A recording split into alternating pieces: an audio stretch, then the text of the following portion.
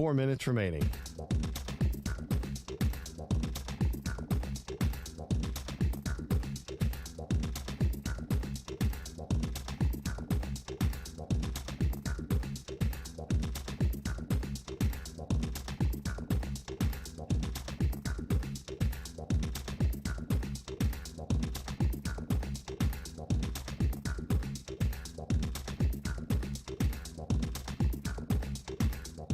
Three minutes, 30 seconds remaining.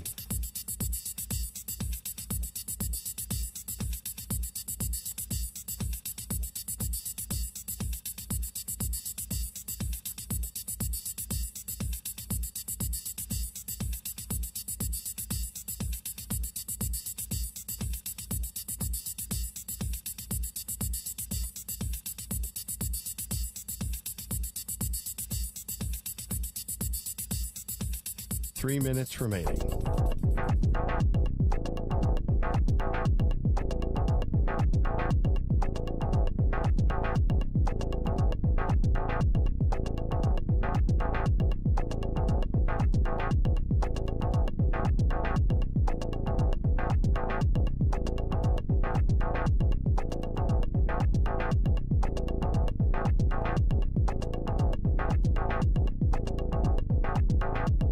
Two minutes, 30 seconds remaining.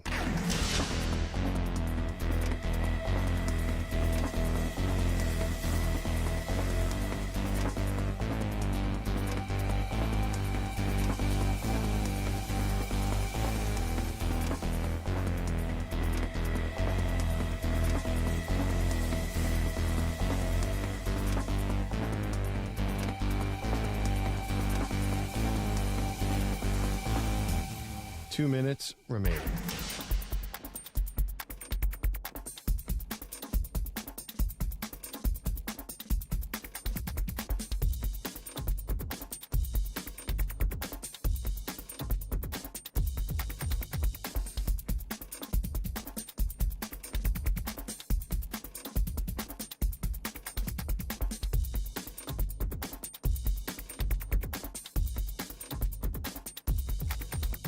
One minute, 30 seconds remaining.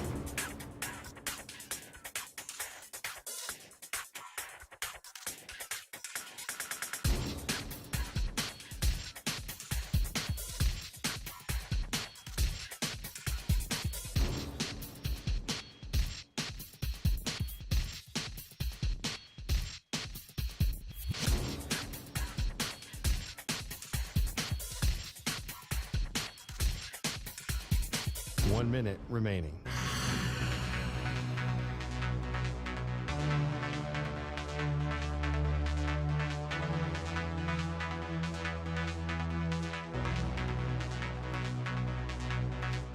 Forty-five seconds remaining.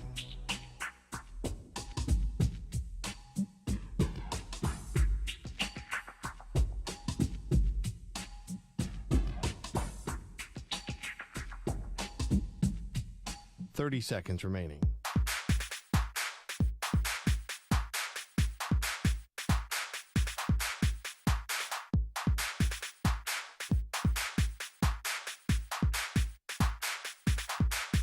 Fifteen seconds.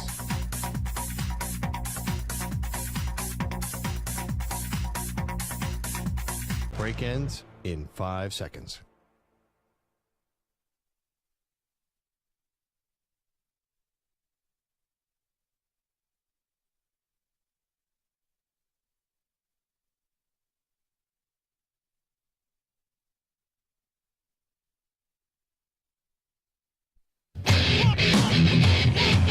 He's live. He's nationwide on CBS Sports Radio. This is the Zach Gelb Show.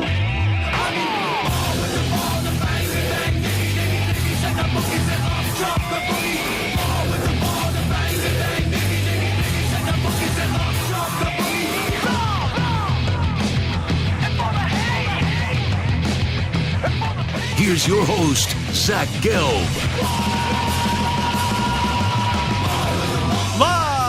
From the place show yet not overly ostentatious studios of CBS Sports Radio here in beautiful New York City, sitting on top of the 10th floor of 345 Hudson Street. Welcome into another week and a Monday edition of the Zach Gelb Show across all of our great local CBS Sports Radio affiliates, Sirius XM, Channel 158, the free Odyssey app, and of course, streaming on YouTube. 855-212-4CBS is number to jump on in, 855-212-4227. You could always interact with me on the good old cesspool of Twitter or on Instagram, where I'm always straight flexing at Zach Gelb. That's ZACHGELB.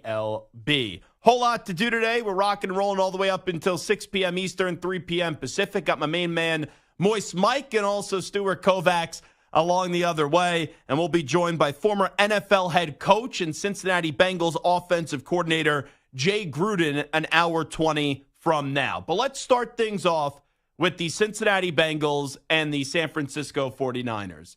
The Bengals are back. The Cincinnati Bengals have survived their 1-3 start, and they are now 4-3 before a big-time matchup in Cincinnati, Sunday Night Football, this weekend, Week 9, up against the Buffalo Bills. And for the San Francisco 49ers, there's cause for concern, but I'll tell you why in just a moment, why you shouldn't be freaking out just because the San Francisco 49ers have lost 3 straight. And isn't it kind of funny with the 49ers that I'm going to be the one that defends them after many 49ers fans complain about the way that I talk about your football team? And you look at the 49ers, I've been someone that has been trying to tell people all throughout the year, yeah, they're a really, really, really, really, really good team and at times look like a great team.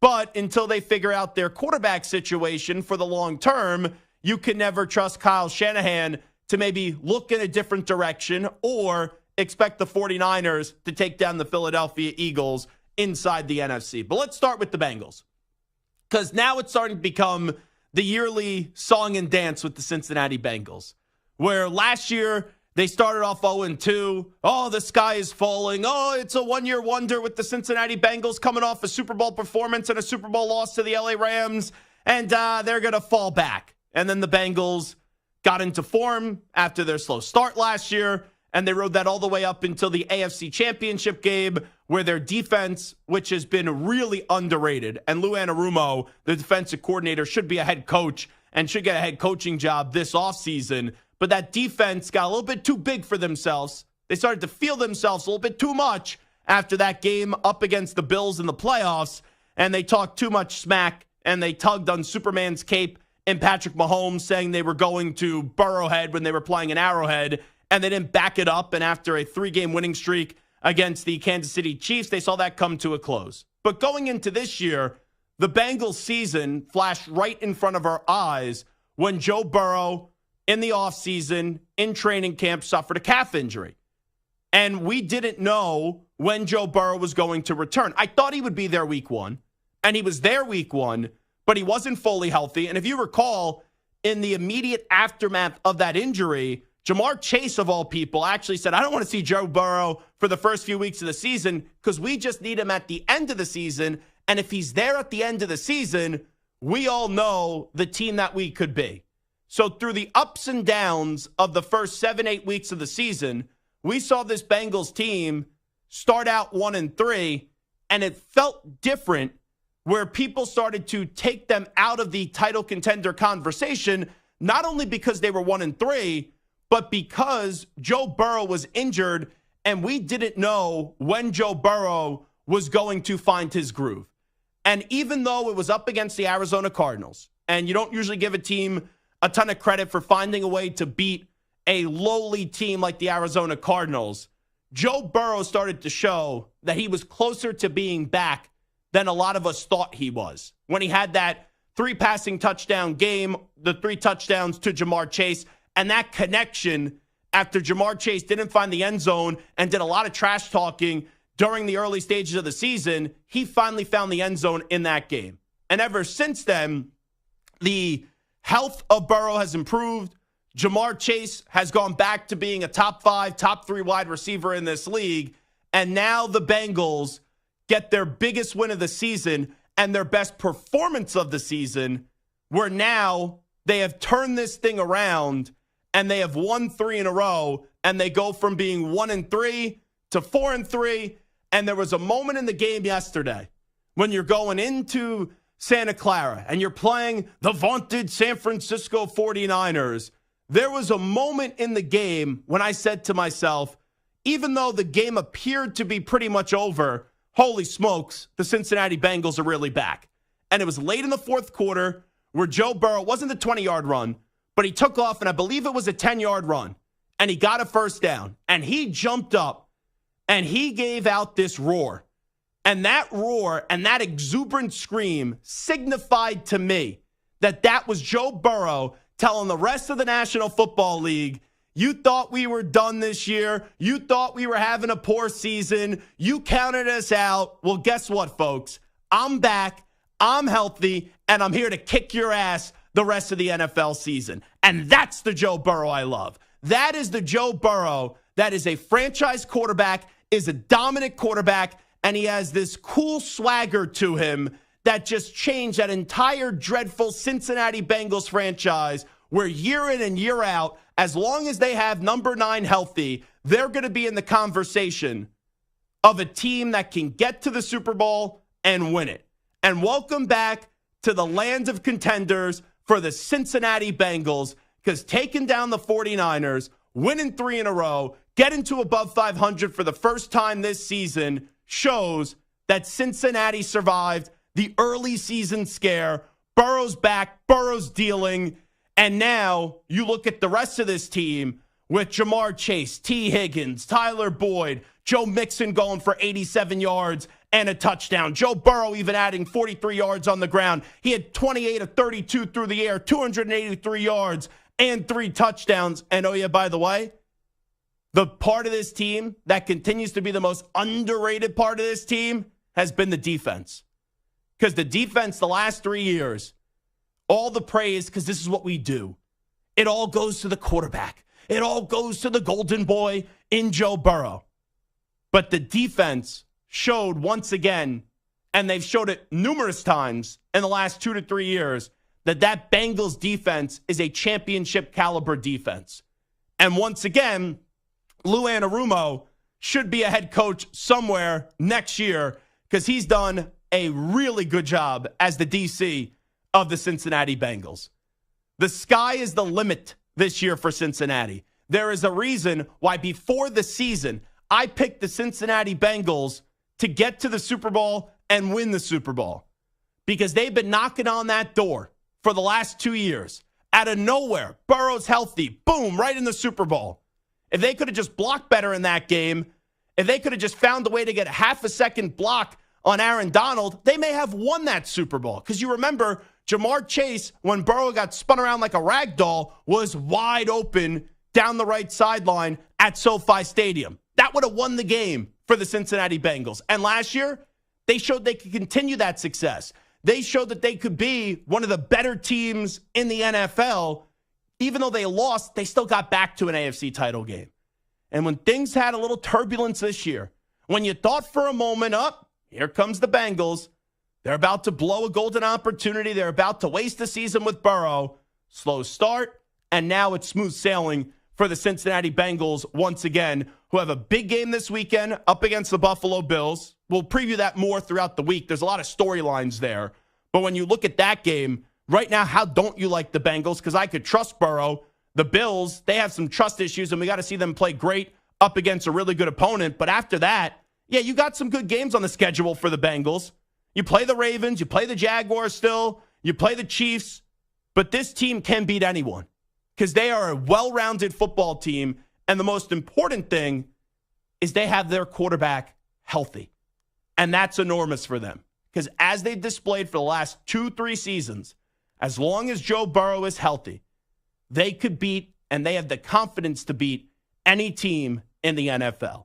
Let's hear from Zach Taylor, the head coach of the Cincinnati Bengals. This is how he reacted to their win up against the San Francisco 49ers. That was our first real complete game by our team. You know, that's how we're meant to play. And I know it's not even Halloween yet, but this is November football for us when you go on the road and play the 49ers, a team that's had a ton of success over the last couple of years in this league that we have a ton of respect for. I'm so proud of the way that our guys fought, proud of the way they controlled the game in the second half, and were able to get us this win. And think about that. He finally said that was their most complete game. And I look at the Cincinnati Bengals, it's a heck of a time to have your most complete game. And not only that, I still don't think they played their best game. And playing that game in Week 8 yesterday was still good enough, even when they haven't played their best game this season, to take down one of the better teams in not only the NFC, but the NFL, in the San Francisco 49ers by a score of 31-17. Now on the flip side of that, Brock Purdy has 5 interceptions in the last 3 games. A few weeks ago, there was a talk show host on CBS Sports Radio who had a take, and he said, and he does afternoon drive from 3 to 6 p.m. Eastern, noon to 3 Pacific. And all he said was, this is not a knock on Brock Purdy, but Brock Purdy is a system quarterback who maybe one day can turn into a franchise quarterback, but right now he isn't a franchise quarterback. And I told 49ers fans, don't worry about that analysis, because if you win at the end of the year, who cares what we call Brock Purdy?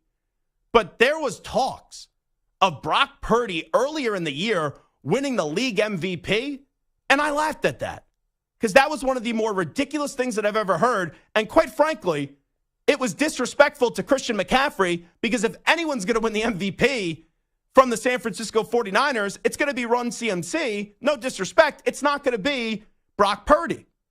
The last 3 weeks, we've seen the 49ers unfortunately suffer injuries. McCaffrey keeps on getting into the end zone, but he's not 100%. Debo's missed the last few games. And yesterday, we already knew Trent Williams was banged up, but he didn't play in the game. And it just shows you for the 49ers, who have now lost 3 in a row. And we thought, right, early in the season, you hear all these pundits, oh, the 49ers are unbeatable. Oh, the 49ers are great. Oh, the 49ers are about to go undefeated. I'm like, undefeated? They got some tough games on this schedule. They're a damn good team. But let's pump the brakes on the undefeated talk. And they lose to the Browns, they lose to the Vikings, and now they just lost to the Bengals. But it's not brain surgery here. And I don't even think Brock Purdy has been terrible, but he has not been able to elevate this team with fewer players around him. And you don't need a PhD in football to figure this one out. With how young Brock Purdy is in his career, he needs the players around him. And that's why when I look at the 49ers, I don't panic. Because the 49ers have been up and down before, and they always find a way to get to the NFC title game. It seems like each and every year they wake up there in the NFC title game, and they don't always have a season that goes smooth sailing from point A to point B, but they get there. So as long as you get Debo back, as long as McCaffrey gets healthy and you get Trent Williams back, Brock Purdy's going to play better. But it just reiterates once again, and this is not a knock, and I know all you 49ers fans are like freaking out about this, it just displays when you take some of the weapons away from Brock Purdy, he looks human. And we also forget that this guy started 5 regular season games last year, 3 postseason games a year ago, and that was it for starts in the NFL. He was a rookie. He was Mr. Irrelevant last year and became rather relevant in the NFL. So you're starting to get, when you combine last season to this season, a full season worth of Brock Purdy, which means 2 things. There's going to be adjustments by other teams, but also no one just goes into the league and dominates the league and doesn't even have some moments of adversity that they have to overcome, especially when they were the last pick in the draft. So sure, I didn't anticipate the Niners losing 3 in a row. I thought the Niners would lose yesterday, but I did not think that a few weeks ago we'd be sitting here talking about the 49ers in a 3-game losing streak. But here we are. But ultimately, outside of Philadelphia, there aren't a lot of teams, if any, that you really gravitate towards and go, oh, I love in the NFC. Like, who's the team? Dallas has been up and down, where they beat the bad teams, but they can't beat a great team like the 49ers. 49er fans ain't afraid of the Cowboys. The Lions, they were getting so much praise, including yours truly, and then they just got smacked by the Baltimore Ravens, where the Lions didn't even show up in that game. They scored a measly 6 points. Seattle's a good team, but they lost to the Lions. So outside of Philadelphia, who's 7-1, and just like the Bengals, they haven't played their best brands of football. Outside of Philadelphia, there's not a team in the NFC that the 49ers have to really be worried about. And that's why ultimately, as long as they are healthy, the 49ers will be fine. Now, I still don't think they get to the Super Bowl. I still don't think they win the Super Bowl. But they're going to be one of the last 4 teams remaining, and most likely, depending on health, and that's a big if in the NFL, we will see the Eagles and 49ers in an NFC Championship game, and it will probably once again be in South Philadelphia at Lincoln Financial Field. Here is Kyle Shanahan, the coach of the 49ers, on his message to his team after dropping their 3rd straight game. My message was we got to take that. I mean, we didn't play well. That team beat us straight up. My bottom line to them was we got to get better in every aspect. And the things that disappointed me today were some of the fundamentals of just throwing and catching, tackling, and some of those penalties that cost us. You got to get healthy. That's what it is. You have to get healthy. Do you believe the Bengals are back? And where's your concern level out with the San Francisco 49ers? 855-212-4CBS, 855-212-4227. It is the Zach Gelb Show on CBS Sports Radio. And we'll take a break. When we come on back, Kirk Cousins is done for the season with the torn Achilles. Where do the Vikings go from here with their quarterback who's in the final year of his contract? And also, there's one coach in the NFL that is showing he's absolutely nothing without his star quarterback. I'll tell you who that coach is when we return in 5 minutes right here on CBS Sports Radio. You're in a 5-minute break.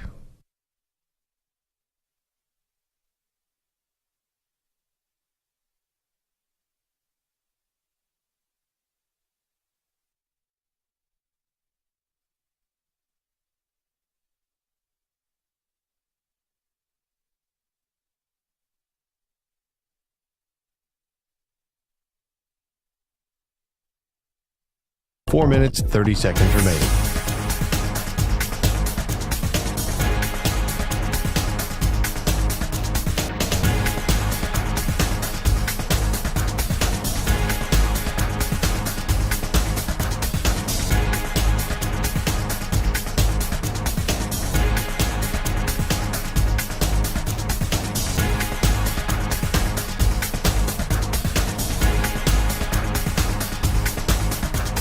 Four minutes remaining.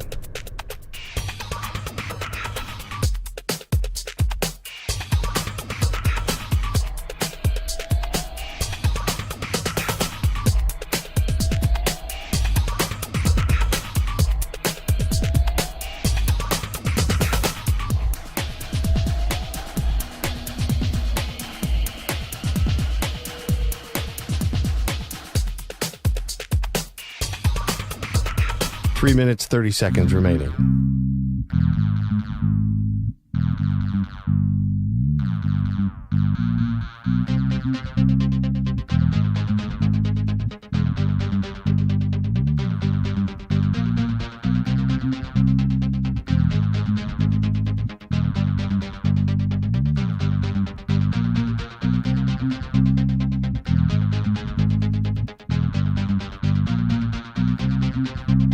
Three minutes remaining.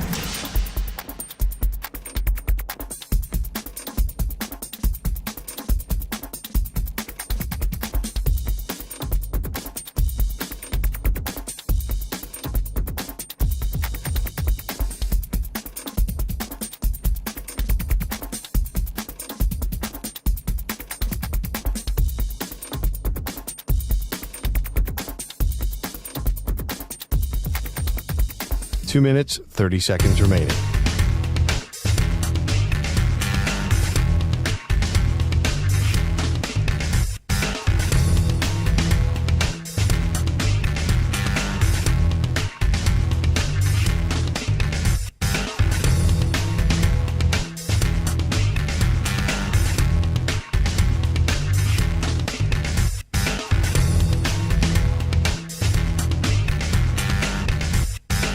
Two minutes remaining.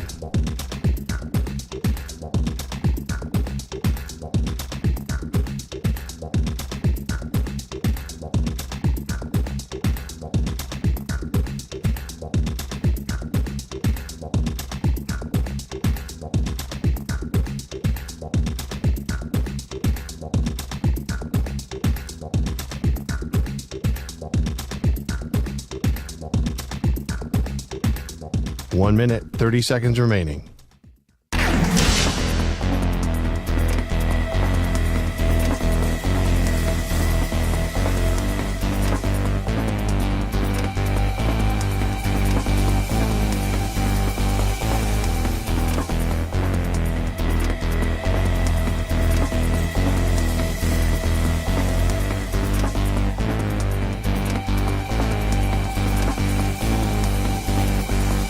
1 minute remaining.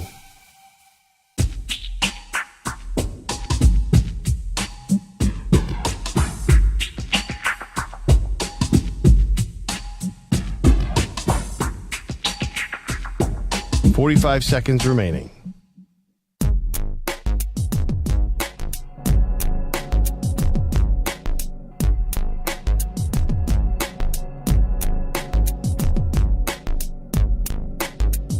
.30 seconds remaining.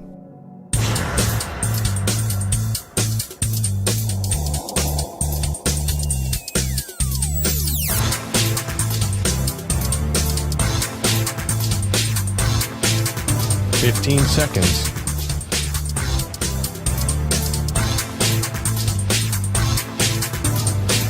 Break ends in 5 seconds.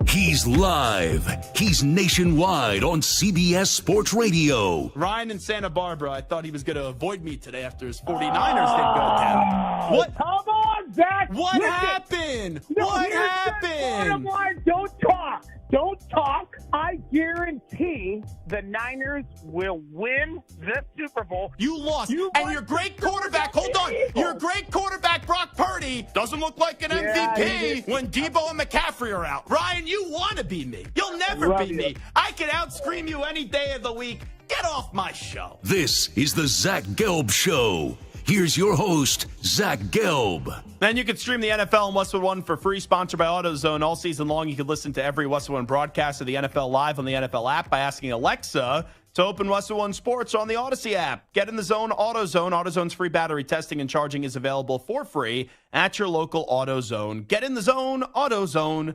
Restrictions apply. Real quickly before we react to this Vikings-Packers game from yesterday, it has been brought to my attention in the YouTube chat that we may have a mush on our hand.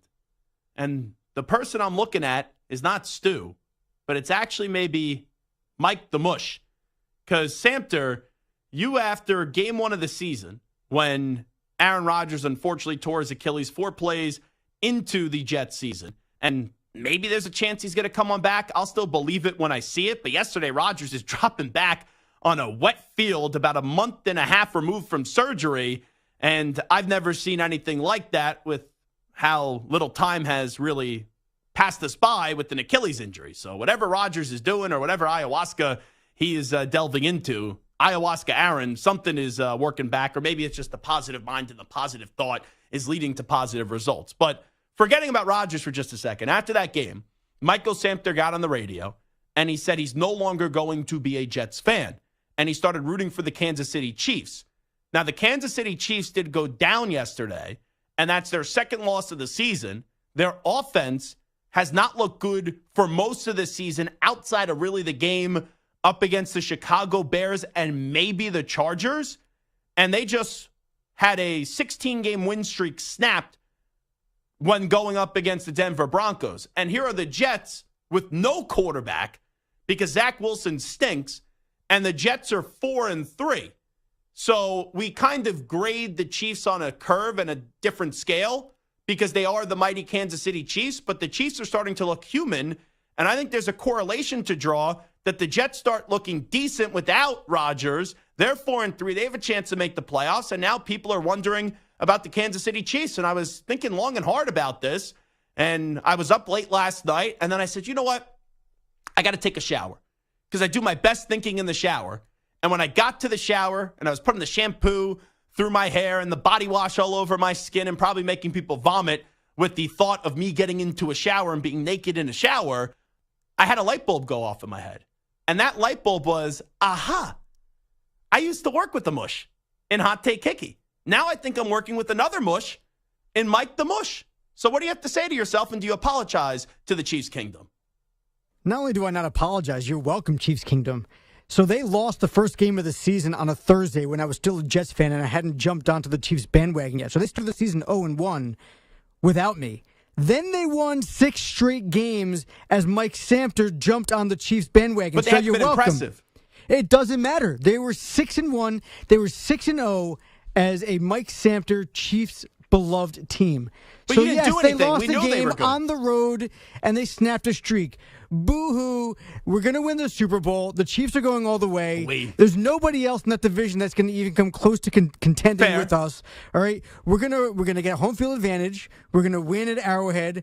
With the 1 seed, we're going to go all the way through the AFC. We're going to crush the NFC because right now the only team in the NFC that has any chance of beating us really is going to be the Philadelphia Eagles. I love the Lions, and yeah, they beat us in week 1, but that's not going to happen with the bright lights of the Super Bowl. So I'm not worried. You really are an insufferable gnat. Let me just say that. If Chiefs fans are upset with me because of yesterday and they're ignoring the other 6 weeks, then, forget about it. Yesterday was it was a one-off. The Chiefs, we underestimated the Broncos, and the sun shines on even a dog's ass every now and again. So you know what? We'll give it to them. We'll let them have it. Sean Payton can Are you say done yet? Jeez. whatever they want. It's over. The We're still Michael the Chiefs. Samter Show on CBS Sports Radio. Jeez, that was a long, passionate, winded rant. Well, you know what? If my fandom and my mushness is getting called into question, I have to defend myself. All I'm going to say is the Chiefs have not been that impressive. Their offense looks like they're taking a step back. And we have Samter. When you weren't a fan, all they did, death taxes, and kick the crap out of the Broncos 16 straight times. And now you jump on that bandwagon. And, yeah, they beat the Broncos a few weeks ago. But now you're sitting there, and that offense did diddly. Absolutely nothing in the game yesterday. So I'm not ready to say that you are a mush, but I do know when there are mush senses, and my antenna is up here, and I'm doing some investigation. I'm doing a little Sherlock Holmes investigation, and we're on to you, all right? So you better be on top of your game, and you better not hope that they drop this game, I don't know, to the Dolphins this weekend in Germany, which, by the way, the game should be in America. The game should be at Arrowhead. It should be at Kansas City as Tyreek Hill comes back. But that's a topic for another day. I'll blast the NFL later. It doesn't matter where it's played. It doesn't matter if we win or lose. 9:30 a.m. It's Eastern. the regular season. It means terrible. nothing. It means nothing. It's the regular season. We're going to come through in the regular season. We're going to crush in the playoffs. It doesn't matter if we beat the Dolphins or the Eagles next week either, because we're still going to run through the AFC and we're going to win the Super Bowl, so it doesn't matter. All right. We're investigating you. We are investigating you, and we will report back later on in the season. And usually when I investigate someone, the investigation usually does go in my favor. All righty. Vikings-Packers yesterday. I had 2 takeaways from the game. The obvious one, just when the Vikings start to get good, just when the Vikings start to, I guess you could say, pull a Bengal, where they start off slow, it looks like the ship is sinking, and then they find a way to get back on track. Late in that game, in what was going to be and ended up being a victory up against the Green Bay Packers, Kirk Cousins tears his Achilles, and it was announced today that he's done for the season. That is so unfortunate because Kirk Cousins was playing some of the best football of his career. Like, he had 700 passing yards in the first 2 games of the season, and somehow they still lost both of those 2 games. But now they're sitting there at 4-4. They're getting closer and closer to getting Justin Jefferson back. Jordan Addison's playing some really good football. Hockenson survived an injury, and he's been getting into the end zone. This is a damn good football team, and the defense has improved immensely under first-year defensive coordinator for the Minnesota Vikings, former NFL head coach in Brian Flores, where last year they were 31st or 32nd in the league, and now they're kind of middle of the pack.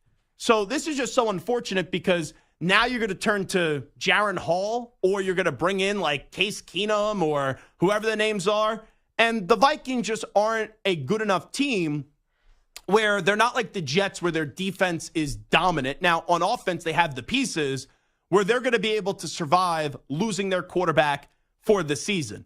But this is a bigger point here, is I'm looking at that game yesterday, and it was kind of closing not only the chapter in the book on Kirk Cousins and the Vikings for this season, but it's also closing the era of Kirk Cousins as the quarterback of the Minnesota Vikings, because he's 35. Even though he's playing good football, he's on the final year of his deal. This is a regime that did not sign him. This was a regime that did not pick him from the start. They inherited him.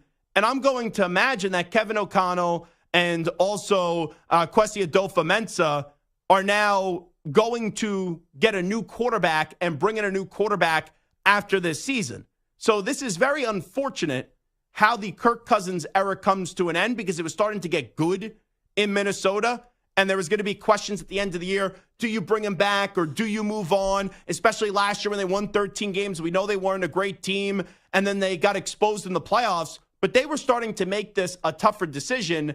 And now when a guy tears his Achilles at 35 and he's not considered to be a great quarterback, he's just considered to be a good quarterback, this does incentivize the Vikings even more to not bring him back after the season when his contract expires. Now, if you want to resurface an old take that was only a week old, Brock Purdy doesn't get back into form and Brock Purdy doesn't excel with the 49ers, you could basically have Kirk Cousins go right to San Francisco, because you know Kyle Shanahan loves him. You know Kyle Shanahan's been trying to get him to the Bay Area for years. And I don't know how active of a market it's going to be for a good quarterback, but a good quarterback at the age of 35 that has never displayed top 5 potential or top 5 talent. And he's going right into the free agency market. And you know, if you're Kirk Cousins, right, you've never won a Super Bowl. You've never been to a Super Bowl. You've never even been to a conference championship game. Well, you could definitely get the job done with the abundance of talent that they have in the with the San Francisco 49ers. Now, on the other side, I thought a big question going into this season was, what is Matt LaFleur without Aaron Rodgers? Because for the last few years, when Aaron Rodgers was the quarterback of the Green Bay Packers, a lot of Packers fans got annoyed with me when I would not name Matt LaFleur a top 10 coach in the NFL. And Matt LaFleur, through the first 8 weeks of the season, outside of really that game 1 performance, and it was up against the Bears, and maybe a fourth quarter comeback on the home opener where they entered the fourth quarter down 17-0 and they scored 18 unanswered points to win the game, Matt LaFleur has really done nothing this season, and Matt LaFleur's quarterback, Jordan Love, has not impressed a lot. Now, I've said this when the season started. I don't evaluate the success of the Green Bay Packers based off wins and losses this year. But at the end of the season, I just need to see enough signs that Jordan Love could be the guy, and then it's a make or break year a year from now when you get into next season. But so far, if we just kind of have to judge at the halfway point, I don't see enough signs, and this is premature, but I don't see enough signs so far, but just based off what I say, that Jordan Love is the guy. And that's a direct reflection on the head coach in Matt LaFleur. Because if Matt LaFleur is this offensive genius and this whiz kid and this sensational head coach, he should be able to make bare minimum, setting the bar extremely low, Jordan Love to be average. And so far, Jordan Love has looked below average. There's time to save this in the second half of the season, but so far, through the first 8 games of the year, I've not been impressed with Jordan Love, and I've not been impressed with Matt LaFleur. And for a lot of people, or a minority of people, I should say, that were in the camp of, yeah, the Packers are winning games, but that's pretty much Rodgers. You know, how much is it LaFleur? And there was a lot of Packers fans who are like, oh, this is Matt. You know, look at this, back-to-back MVPs. Rodgers was trending in the wrong direction. You much rather wish, if you were a Packer fan right now, that you still had Rodgers. I know he tore the Achilles, so it changes the whole conversation.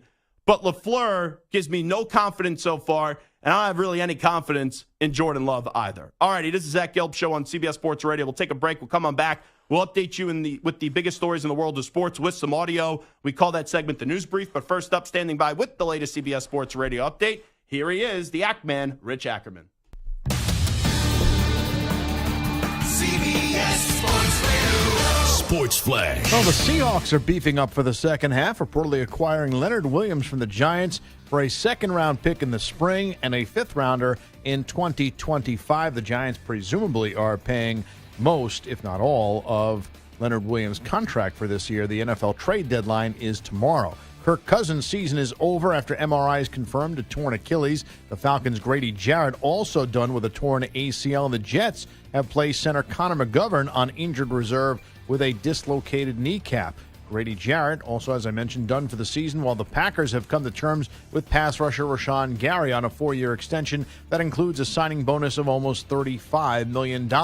Monday Night Football features the Raiders and Lions in Detroit. Jimmy Garoppolo will be back tonight after leaving last week's loss with a back injury. The Raiders' offense has been held to 20 points or less in 7 of their first 8 games. The Diamondbacks host their first World Series game since 2001 when the Fall Classic resumes tonight with Texas and Arizona even at 1. It'll be Brandon Pfaadt taking the mound for Arizona, while the Rangers counter with 3-time Cy Young Award winner Max Scherzer. I'm Rich Ackerman.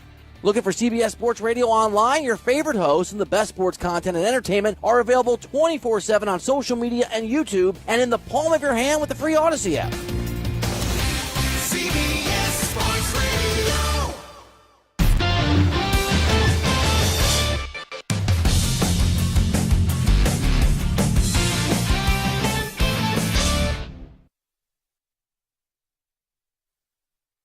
You're in a 5-minute break.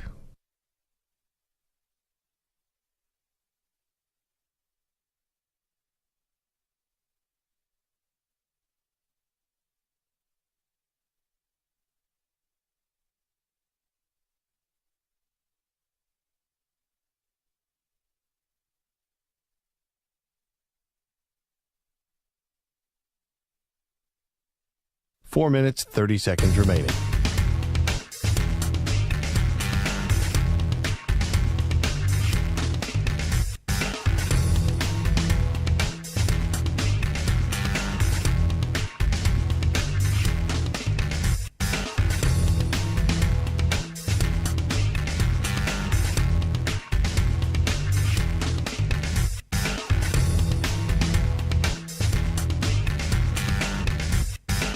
Four minutes remaining.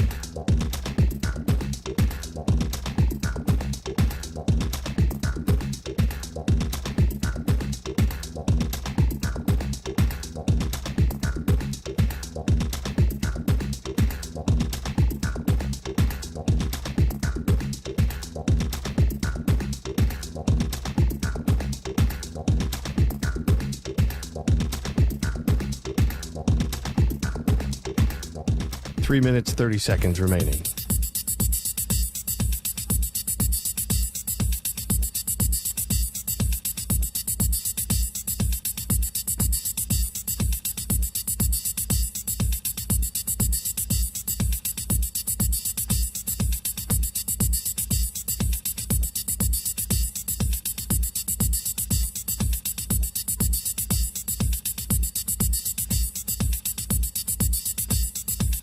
Three minutes remaining.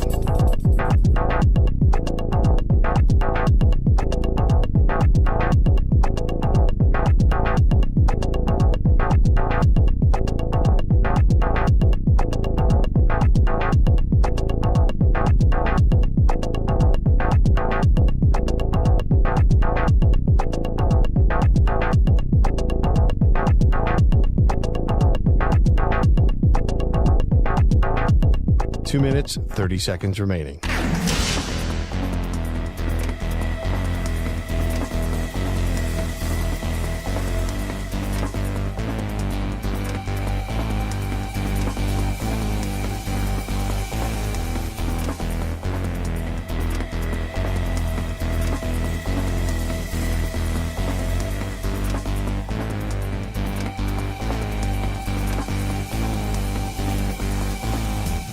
Two minutes remaining.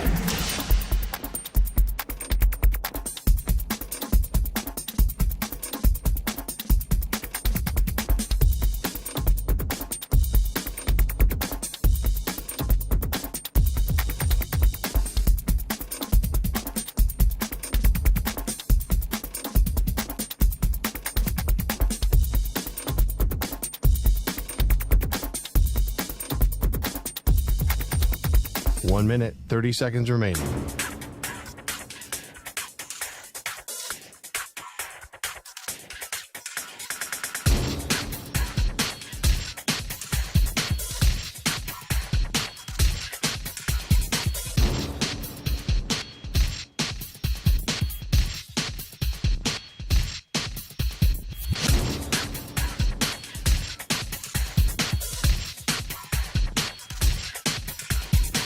1 minute remaining.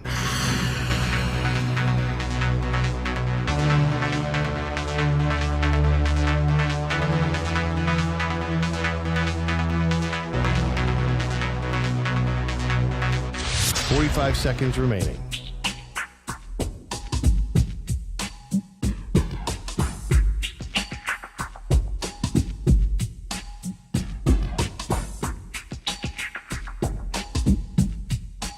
Seconds remaining.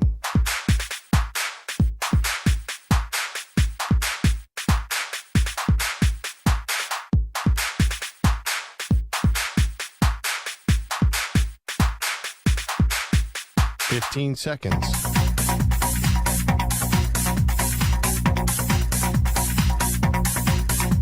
Break ends in 5 seconds.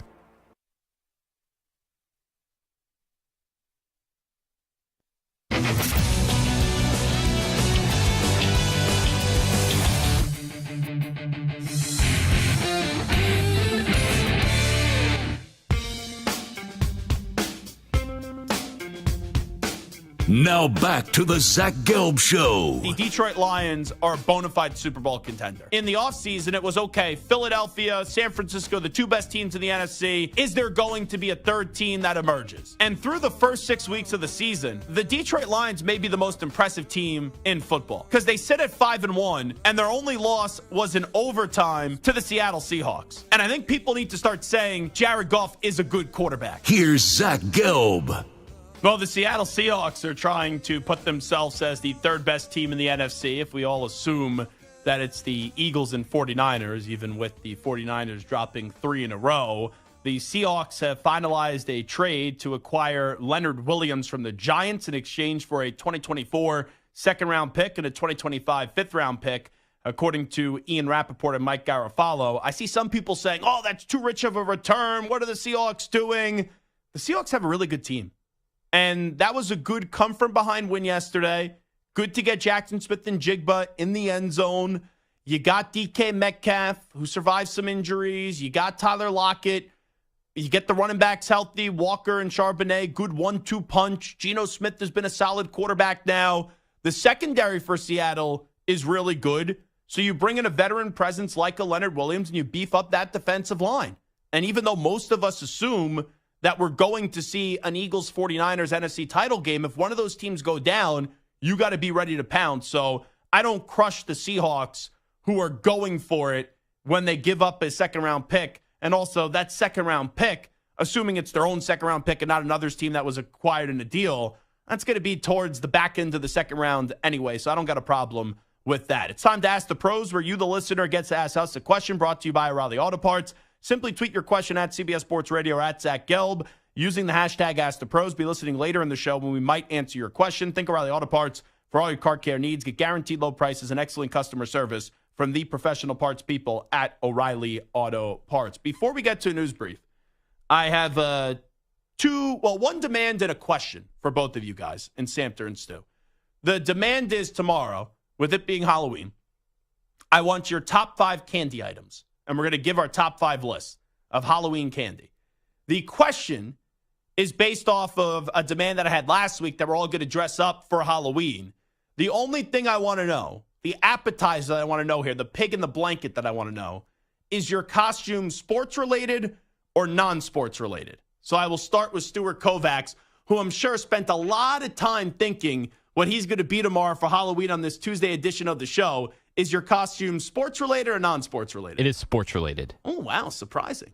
And this is not you and your girlfriend? No, it has nothing to do with the girlfriend. Just me. Okay. So it's just you. Yep. Okay. My guess is Stu will dress up like a moron and say that he's Josh McDaniels. Samter, I think you are going to be non-sports-related. Samter really goes all out for Halloween. In my Michigan scouting department notes, I do recall Samter, did you play second or third last year in the company Halloween costume contest? I was second. You were second, so you were the first loser. I was the first loser. But you went all out. What were you last year? I remember you dressed up big. Yeah, I was... You don't even remember. Something from Game of Thrones. Okay, gotcha. I was Tyrion Lannister, I guess. Gotcha. So are you sport-related or non-sport-related this year? Non-sport related. Gotcha. And I will just tell you my costume is sport-related. Shocker. So we have 2 sport-related costumes and then 1 non-sport-related costume. I can't wait to see what we dress up as tomorrow on Halloween right here on the Zach Gelb Show on CBS Sports Well, Radio. are you going to wear your costume on the air? Yeah. Oh, good God. I'm wearing the costume on the air for all 9 segments of this show. It's going to be a fun costume. Why, you're concerned what I'm going to wear? As a producer, you're concerned? I'm just going to make sure that I take all the video possible and hold on to it for future blackmail. That's fine. I don't think this is a blackmail-worthy costume. I think it's a really damn good costume, and I may say, in the news, too. All righty, I'll shut up. Let's get to a news brief.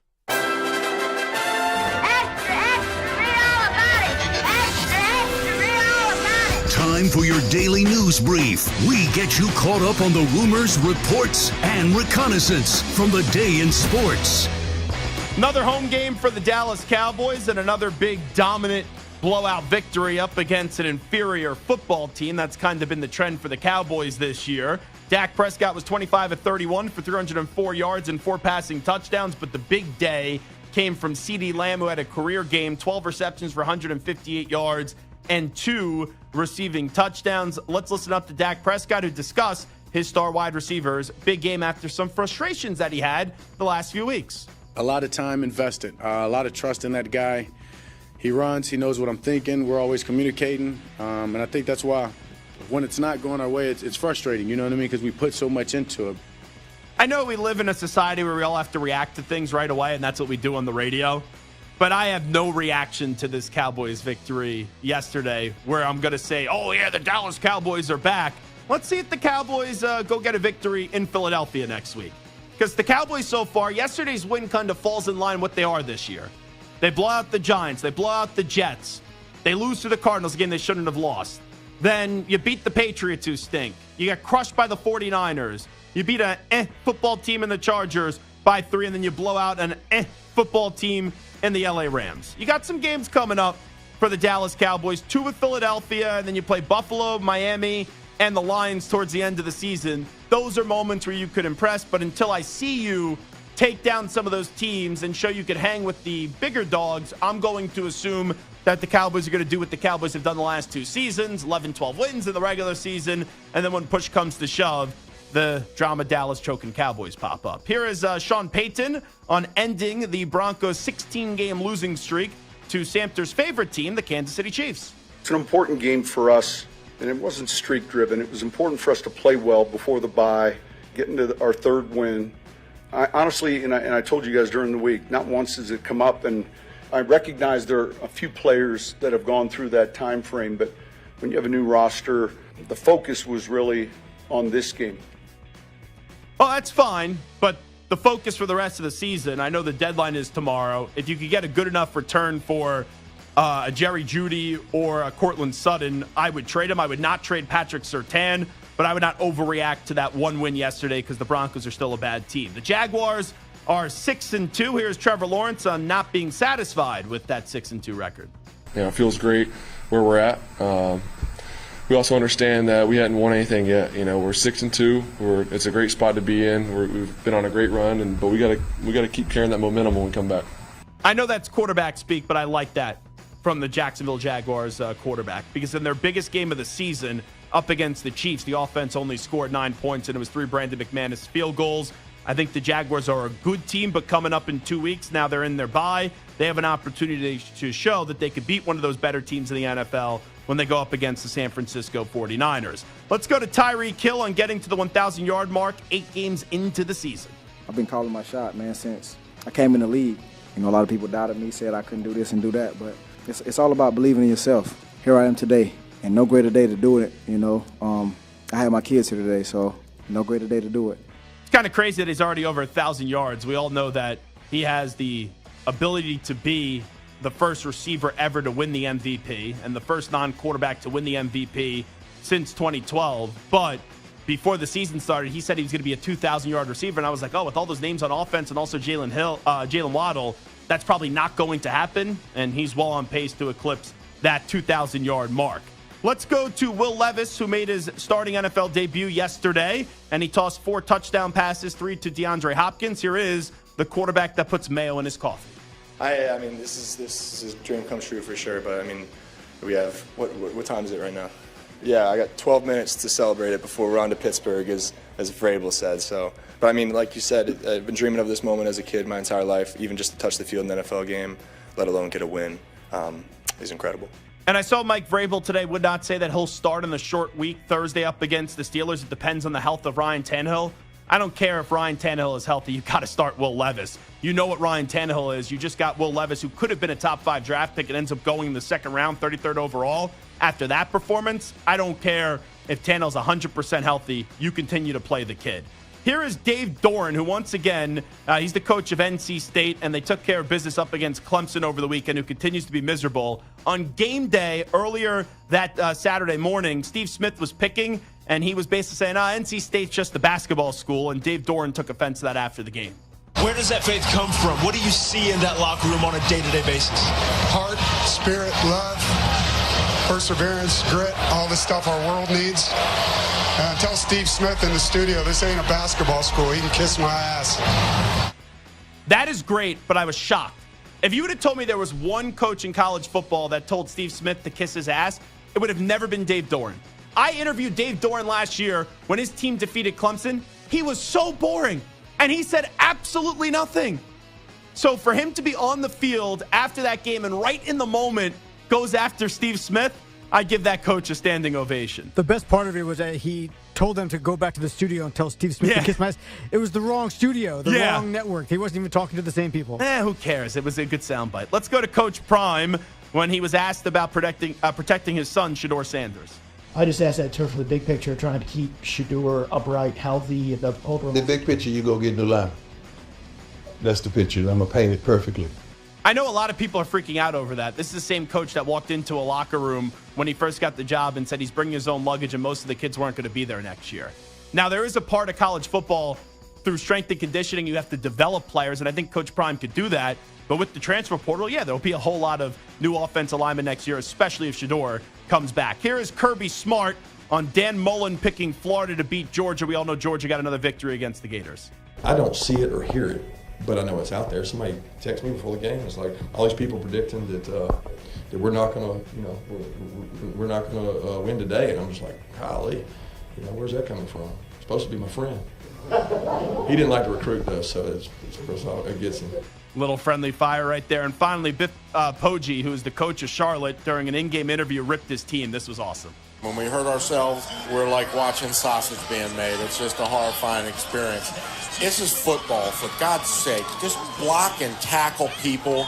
Do what you're supposed to do. Don't do anything else. Don't talk to anybody. Don't push anybody. I don't care what anybody says. You just do your damn job. He's amazing. And the audio doesn't even do him justice because he is your typical football guy.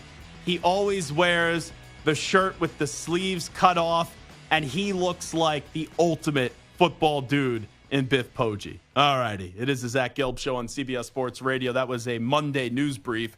We'll come on back. I have 3 college football takes for you after another exciting weekend of college football. We'll examine the Ohio State Buckeyes, and I'll give you a take on the Pac-12 and also one college coach that needs a bigger job because all the guy does is continue to win. 3 college football takes coming up next, right here on the Zach Gelb Show, and Jay Gruden will join us coming up 25 minutes from now.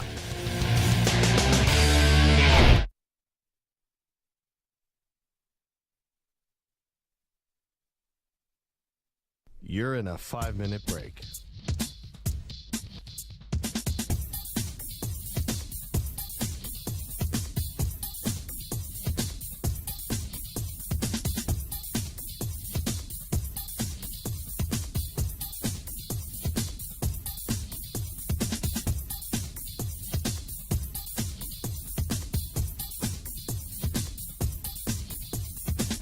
Four minutes, 30 seconds remaining.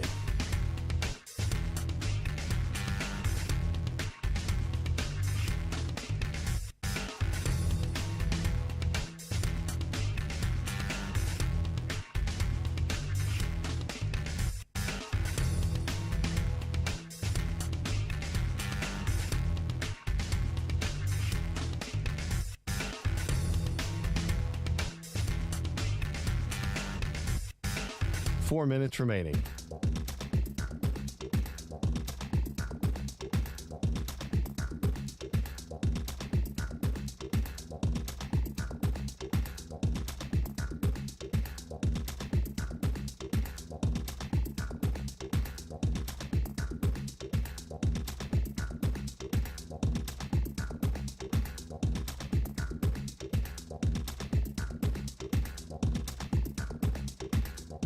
3 minutes, 30 seconds remaining.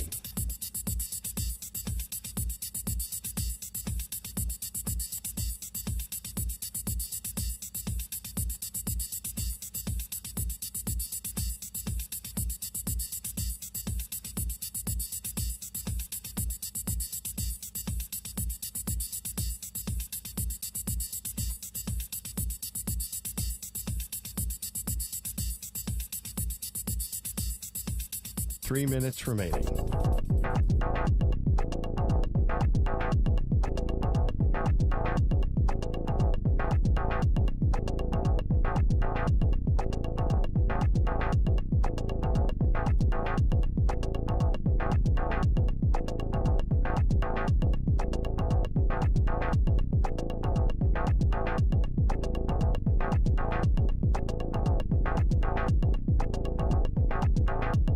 Two minutes, 30 seconds remaining.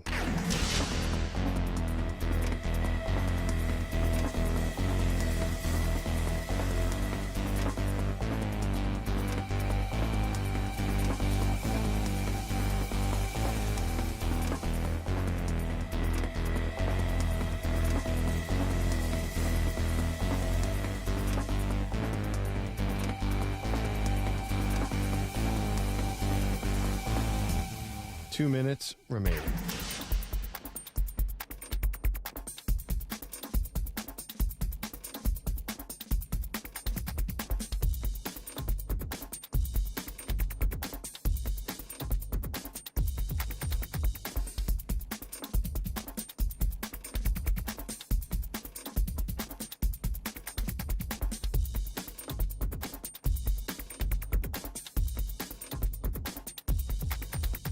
One minute, 30 seconds remaining.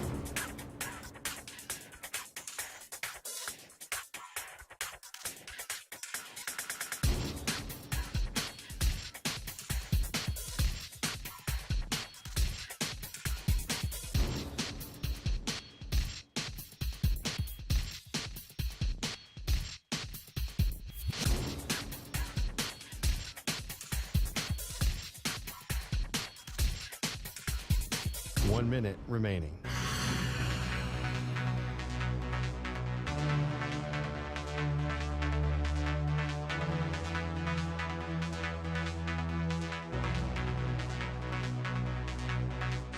Forty-five seconds remaining.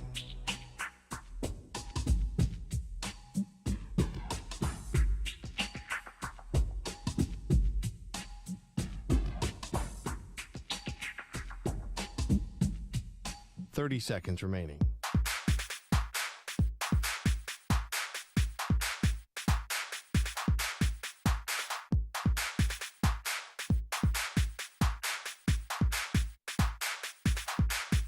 Fifteen seconds.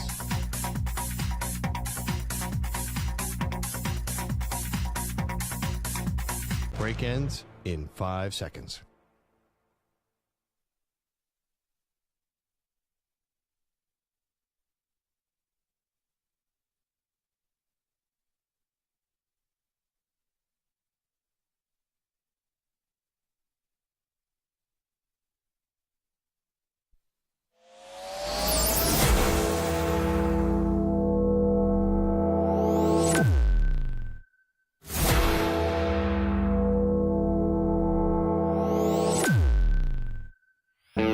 He's live. He's nationwide on CBS Sports Radio.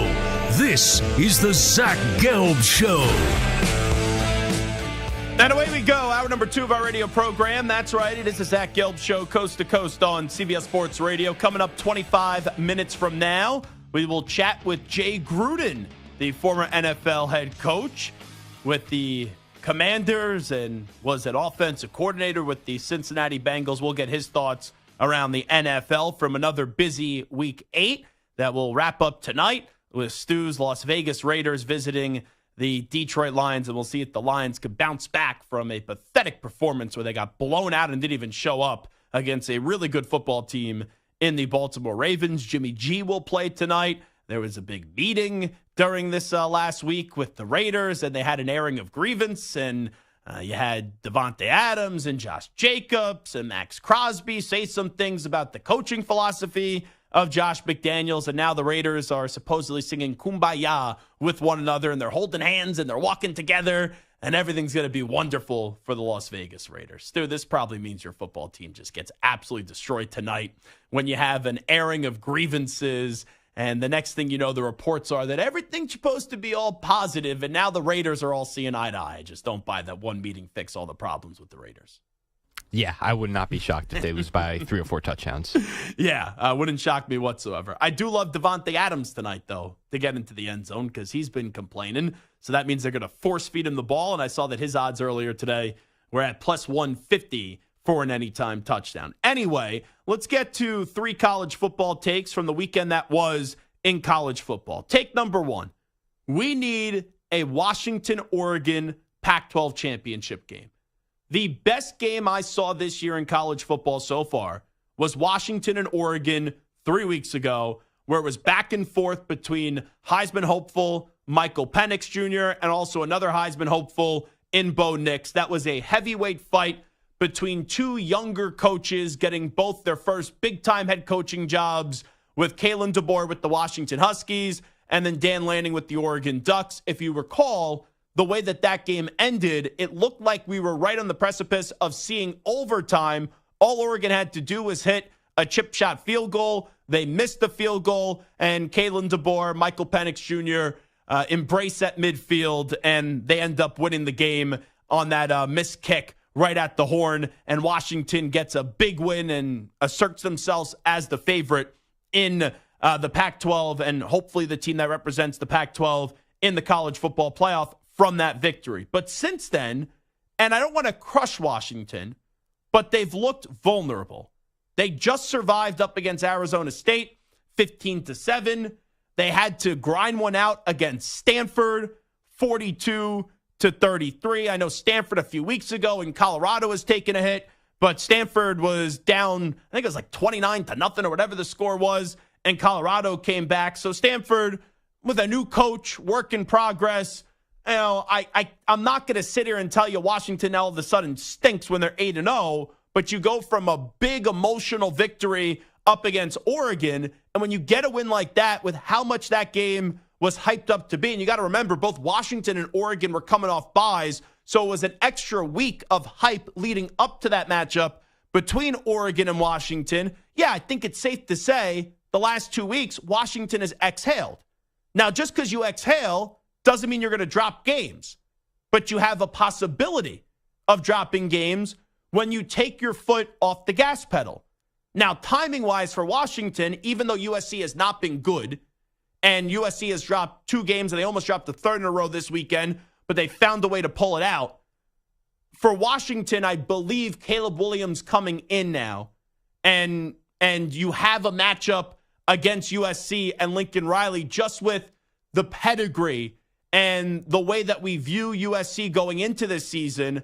Washington survived their little scare the last 2 weeks. Now I think they're going to drink their coffee and they're going to show and wake up and start being that team that we saw through the first 6 weeks of the season when they were 6-0 and really didn't have any bad performances like the way that we saw up against Arizona State and Stanford the last 2 weeks. But this is what makes the Pac-12 so fun, is because you look at the Washington schedule, their last 4 games, you play USC, a top 25 team. You play Utah, a top 25 team. You play Oregon State, a top 25 team. And then Washington State is not a bad team. So the Pac-12 is going to be so tough. And if you drop one, okay, you could, if you're Washington, survive to drop one as long as you go on to the Pac-12 championship game and win the Pac-12 championship game. But the moment you drop one in college football, you make yourself vulnerable. Because the only thing that I could say with certainty and feel really good about is that Georgia's going to go to the college football playoff this year, and the winner of the Big Ten is going to go to the college football playoff this year. And I'm going to assume, until proven otherwise, that Michigan's going to the college football playoff out of the Big Ten. But the remaining teams there, when whoever wins the ACC, it's only going to be probably Florida State, because UNC has taken a step back. Duke has fallen off too. Florida State can't afford to drop one, because the ACC is not this strong conference the last 2 years with the fall of Clemson.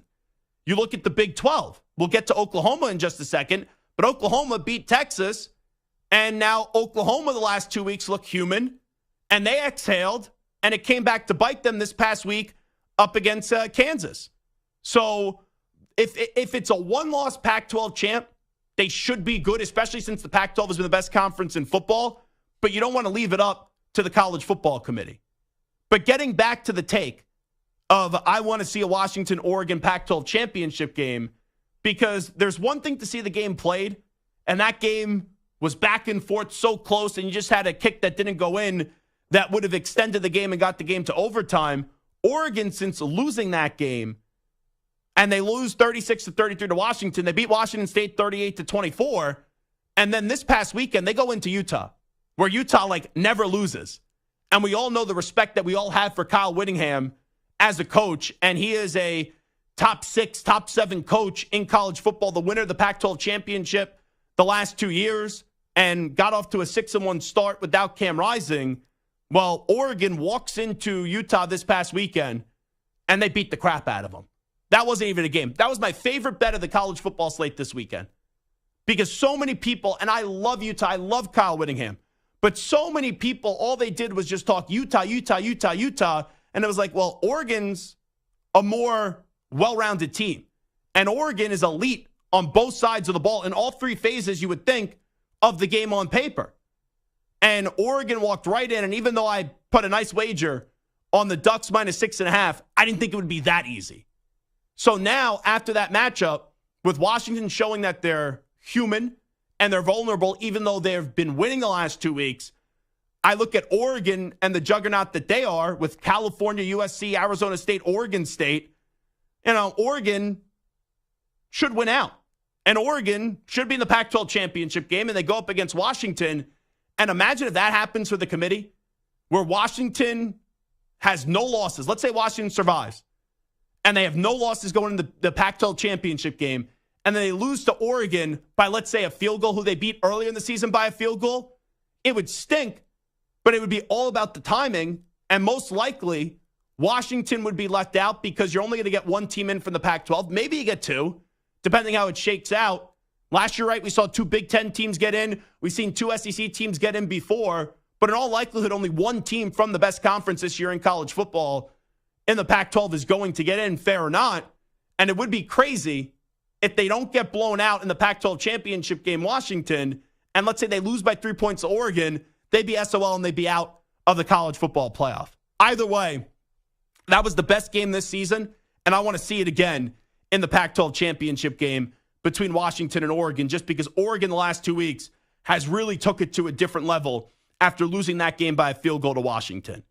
I talked to you about Oklahoma, where 2 weeks ago, after that big win against Texas, they almost lost to UCF. They survived.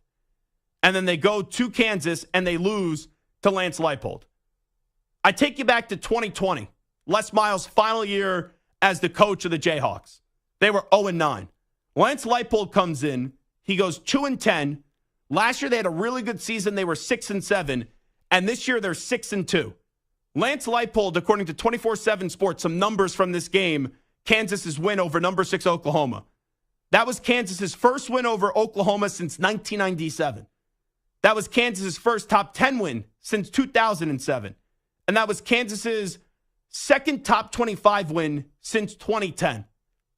4 years ago, this program had no wins. They go 2 wins, 6 wins, and now the season isn't over, and they're already at 6 wins for the Jayhawks. The take here, and you're not going to like this if you're a Kansas football fan, Lance Leipold needs a better job. Lance Leipold needs a bigger job.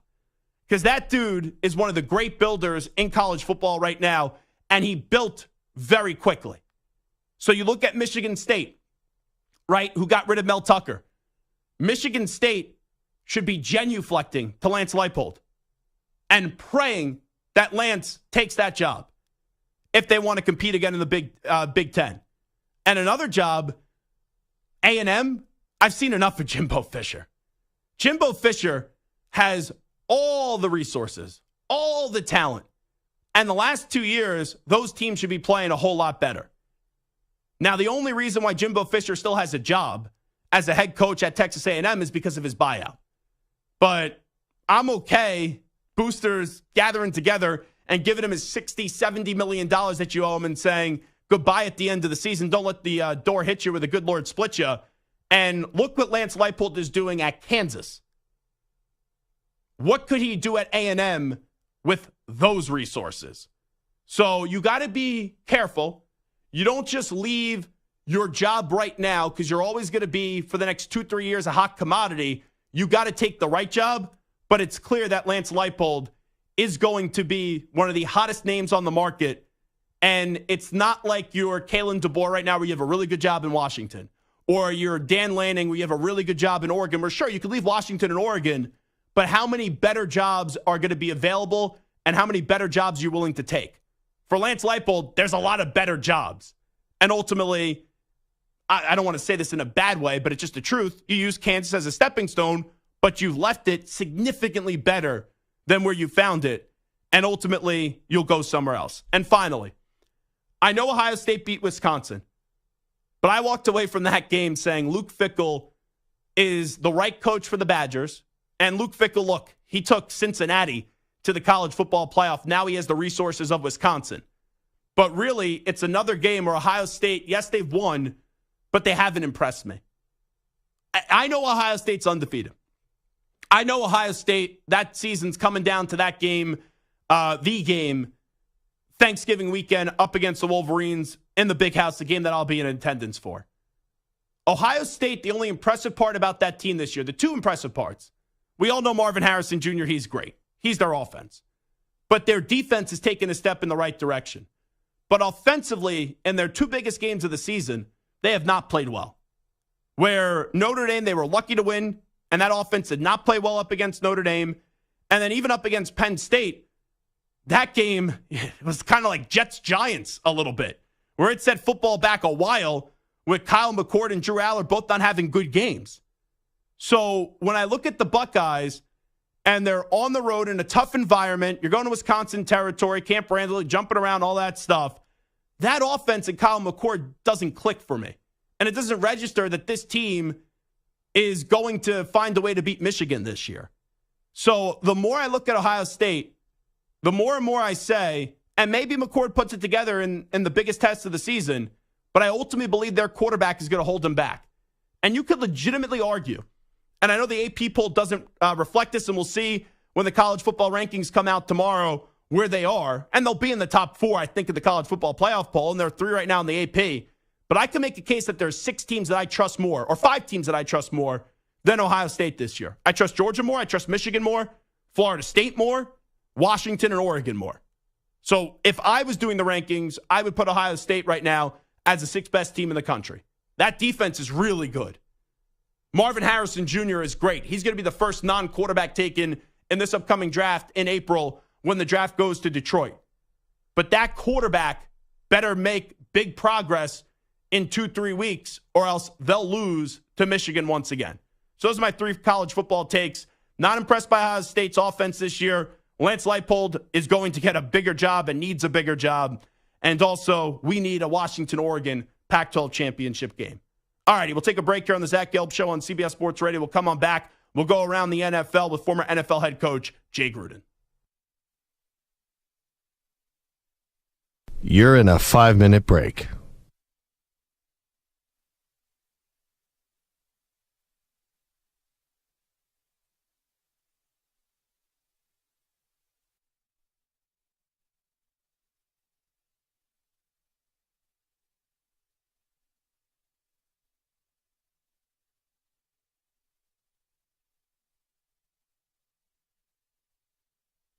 Four minutes, 30 seconds remaining.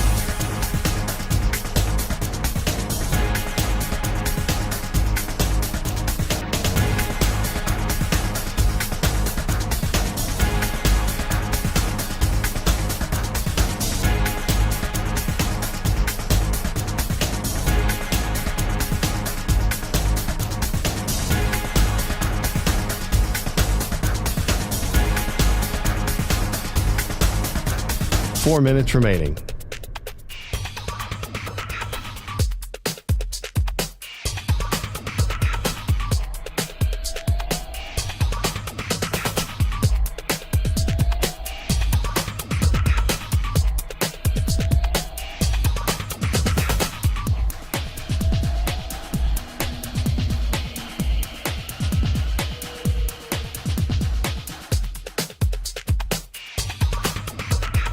3 minutes, 30 seconds remaining.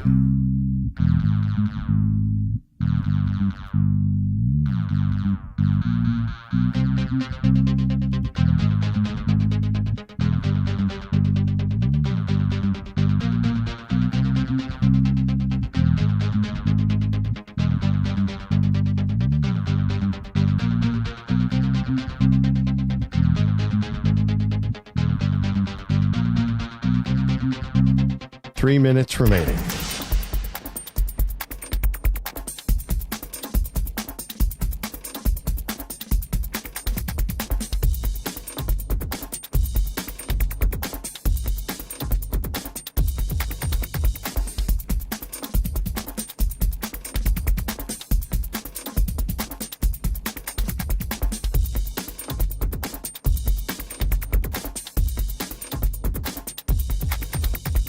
Two minutes, 30 seconds remaining.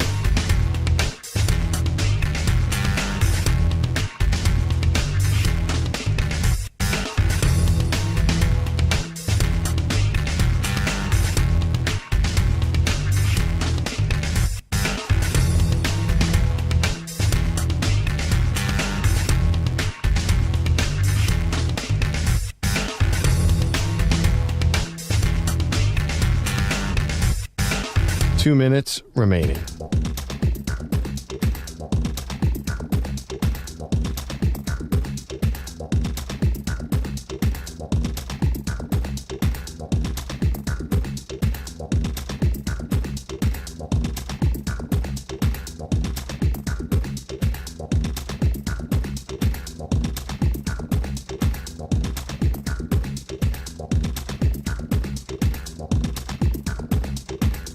One minute, 30 seconds remaining.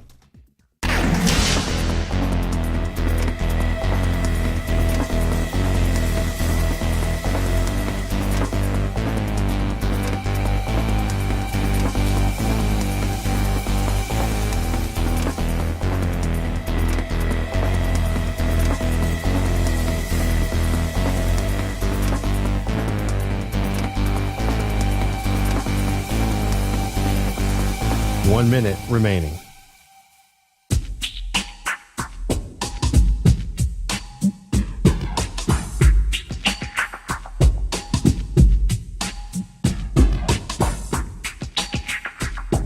.45 seconds remaining.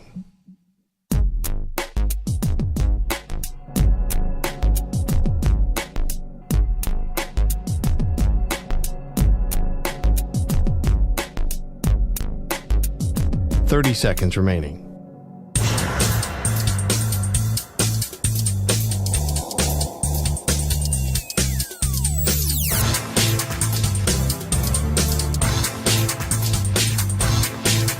.15 seconds.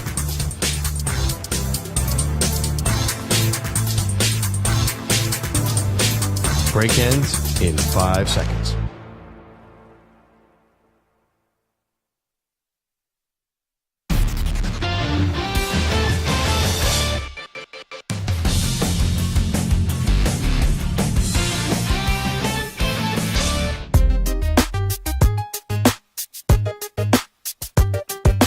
Now back to the Zach Gelb Show. You can stream the NFL on Westwood One for free, sponsored by AutoZone all season long. You can listen to every Westwood One broadcast of the NFL live on the NFL app by asking Alexa to open Westwood One Sports, or on the Odyssey app. Get in the zone, AutoZone. AutoZone's free battery testing and charging is available for free at your local AutoZone. Get in the zone, AutoZone. Restrictions apply. All righty, we will get to Jay Gruden coming up momentarily on the Zach Gelb Show on CBS Sports Radio, as we'll connect with the former NFL head coach. What a busy 8th Sunday it was in the NFL yesterday, and we'll wrap up tonight with the Las Vegas Raiders and the Detroit Lions. So looking forward to that matchup, and hopefully there's a lot of points in that game to send us off into Week 9. And we do have a monster Week 9 schedule coming up next week. But let's go out to the guest line right now and welcome in the former NFL head coach. And that, of course, is Jay Gruden, kind enough to join us on the Zach Gelb Show on CBS Sports Radio. Coach, always great to hear your voice. Thanks for the time. How you been? I've been good. Thanks for having me on. Playing a little bit of golf. How's your golf game these days? Just wondering. Same. Can't putt, but I like to hit it around. So if you had Jay Gruden going up against John Gruden in a match, 18 holes, who wins? You? Jay always wins. Not even close. Now he's getting a lot better now that he's had some time off too. But he's getting closer. But I think I can take him. All righty, let me start you off on a somber note. One of your former players, Kirk Cousins, done for the season with the torn Achilles. When you saw that news yesterday, just how did you react to it? Devastated. He's been so durable throughout his career. He's always available, and this is a very unique thing for Kirk Cousins. I can count on my hand as many times he's been on the injury report with me. He never was injured. He's always played through any issues he ever had, and this is a tough deal for the Minnesota Vikings, but especially tough for Kirk because he's having a heck of a year. At 35 years old, now suffering a major injury, contract up at the end of the year, what do you think the NFL future is for Kirk Cousins? Future's bright still. Kirk will come back and rehab like a stud, like he always does. He'll work extremely hard. He'll get himself ready. His arm has not lost any zip whatsoever. He's never been a very mobile quarterback anyway. Doesn't do a lot of off-schedule plays. He's more of a timing rhythm, dissect the defense and get the ball out. He'll still be able to do that at a high level. Yeah, I'll be curious what the market looks like. Now, it's still really early in the season. I know the Niners have lost 3 in a row. When I'm watching that yesterday, knowing Kirk's 35, contracts up with the Vikings, I'm thinking to myself, if things don't go well for the 49ers, wouldn't surprise me if he reunites with Kyle Shanahan next year. Would not surprise me one bit. I know Brock Purdy's a heck of a quarterback and had a heck of a start to his season for a young guy. But Kirk's got a little bit more experience, and they have a track record. The track record with Shanahan's and Kirk would not surprise me, but Purdy's pretty dang good. When you look at the 49ers, is it just as simple as the last few weeks, the injuries have caught up to them, and that's why you've seen this team lose 3 games in a row? No injuries on defense. I'm surprised that the defense has taken a major step back the last 3 weeks, in my opinion. They're not rushing the passer with the same vigor as they had the first few weeks. I think 49ers have to play with the lead so they can get their pass rush uncorked and their play actions and their running game offensively can be effective. They're not a very good come-from-behind team, so they need to start fast, play with the lead, and let Brock Purdy hand the ball off and do his play actions, which he's really good at. Talking to Jay Gruden right now on the Zach Gelb Show on CBS Sports Radio. I look at Kansas City. It's tough to be concerned with them, and they only have 2 losses on the season. We know as long as 15 and 87 are healthy, they're going to be a tough team to beat in January. But that offense, when I watch it this year, they don't look like they've been clicking with the way that we've seen Kansas City the last few seasons. When you watch the Chiefs, what are you seeing from your coaching view? Well, I think somebody has to step up other than 87. Like you said, Kelsey's obviously a heck of a player. There's no doubt about it, but there's only so many balls that he can catch. I mean, he can catch 8 or 9, but somebody else has to step up. And right now, nobody's doing that. Last year, it was Jerick McKinnon out of the backfield. They got to get Pacheco going in the running game, but Sky Moore, one of these receivers, has got to step up, be a solid number 2 or number 3 option for Patrick moving forward, because teams will be smart enough to try to do the best they can to take away Travis. They're going to have to find some other way to get the ball down the field to somebody else. When you evaluate the AFC, do you still view them as the best team in the AFC, or do you go somewhere else? I always go with the best quarterback in the AFC, and that's Mahomes, and I go the best defense, and that's Kansas City. So right now, with the defense playing the way they're playing, and obviously Patrick and Kelsey, I still give it to them. But there is a team that's creeping up the ladder with Joe Burrow getting healthy. They're starting to click. You can see it. Joe's confidence. He had 2 scrambles last week for about 25, 30 yards. When he can move in the pocket like that and then utilize all his weapons, and Joe Mixon gets going and the defense is playing extremely well, they're going to be a tough out as well. And it's amazing how quickly we change in the NFL. They go off to that 1-3 start, Jay, and now they're sitting there 4-3. They just walked into Santa Clara, and the Bengals easily took care of the San Francisco 49ers. Kind of crazy now, where a few weeks ago people were writing the obituary for the Bengals, and now we're talking about them right back into Super Bowl form. Yeah, I was one of them too. I didn't like anything they were doing on offense whatsoever, and their defense was playing okay, but offensively, you throw for 80 yards week 1 with Joe Burrow and the cast that they have. Yeah, I mean, there's some questions to be answered, but you also have to talk about Baltimore for sure. Baltimore's defense is playing at an extreme high level. Lamar Jackson is taking this offense like he's been playing in it forever. And Todd Monken's done a heck of a job, and they're also going to be a force. It's going to be fun to watch in the AFC how it turns out. In Buffalo, of course, Miami. So the AFC is loaded. It's going to be an exciting playoff series. But it seems like from your answer, right, Chiefs and Bengals would be your 2 best teams in the AFC. who would be that other team? I know you just listed a few, but who would be the team that you gravitate towards to make the top 3 teams in the AFC? Well, the way Miami's playing, you have to look at Miami. The speed of Tyreek Hill, when it gets colder, maybe harder to throw the ball. Maybe that'll be an issue for them moving forward. But their defense is playing better. They got Jalen Ramsey back. Vic Fangio does a very good job playing his different coverage zones, and Jalen Ramsey fits that system perfectly. So their defense is going to get stronger. I just worry about them maybe possibly playing in cold weather, places like Buffalo or whatever in the playoffs, or Kansas City or even Cincinnati. But they're obviously a tough team to beat as well. And it's amazing. 94 days ago, you have the meniscus injury with Ramsey. He comes back quicker than anyone could have expected. And like you said, Jay Gruden had the interception in their win over New England. Looking at their offense, though, it starts with Tyreek Hill. I know Tua has been sensational, but we're 8 games into the season. Tyreek Hill already has over 1,000 yards. I thought he was a little bit crazy before the start of the season, Coach, when he was talking about 2,000 yards just because there's so many mouths to feed in Miami. But right now, I think he's the MVP of the NFL. I know that the award's usually a quarterback award, but I think there's a big case to be made for Tyreek Hill to win the MVP. I agree. I think A.J. Brown's in that mix, too. I think you could flip a coin with those two guys. A.J. Brown's had over 120 yards 6 games in a row, something insane like that. But those two guys dominate the game, and they're going to get the ball, and they still get it. You still can't take it away. You try to play in and out. You try to play over the top. They split coverage. They run over the top of things. And they're both amazing players. It wouldn't surprise me at all if Tyreek or A.J. Brown got MVP. I know you coaches, you never like your teams to get too high. The Eagles are 7-1, but I think the best thing for Nick Sirianni is I don't even think they played their best brand of football. And you even saw it yesterday. They could play better, and it was still good enough to find a way to beat the Commanders.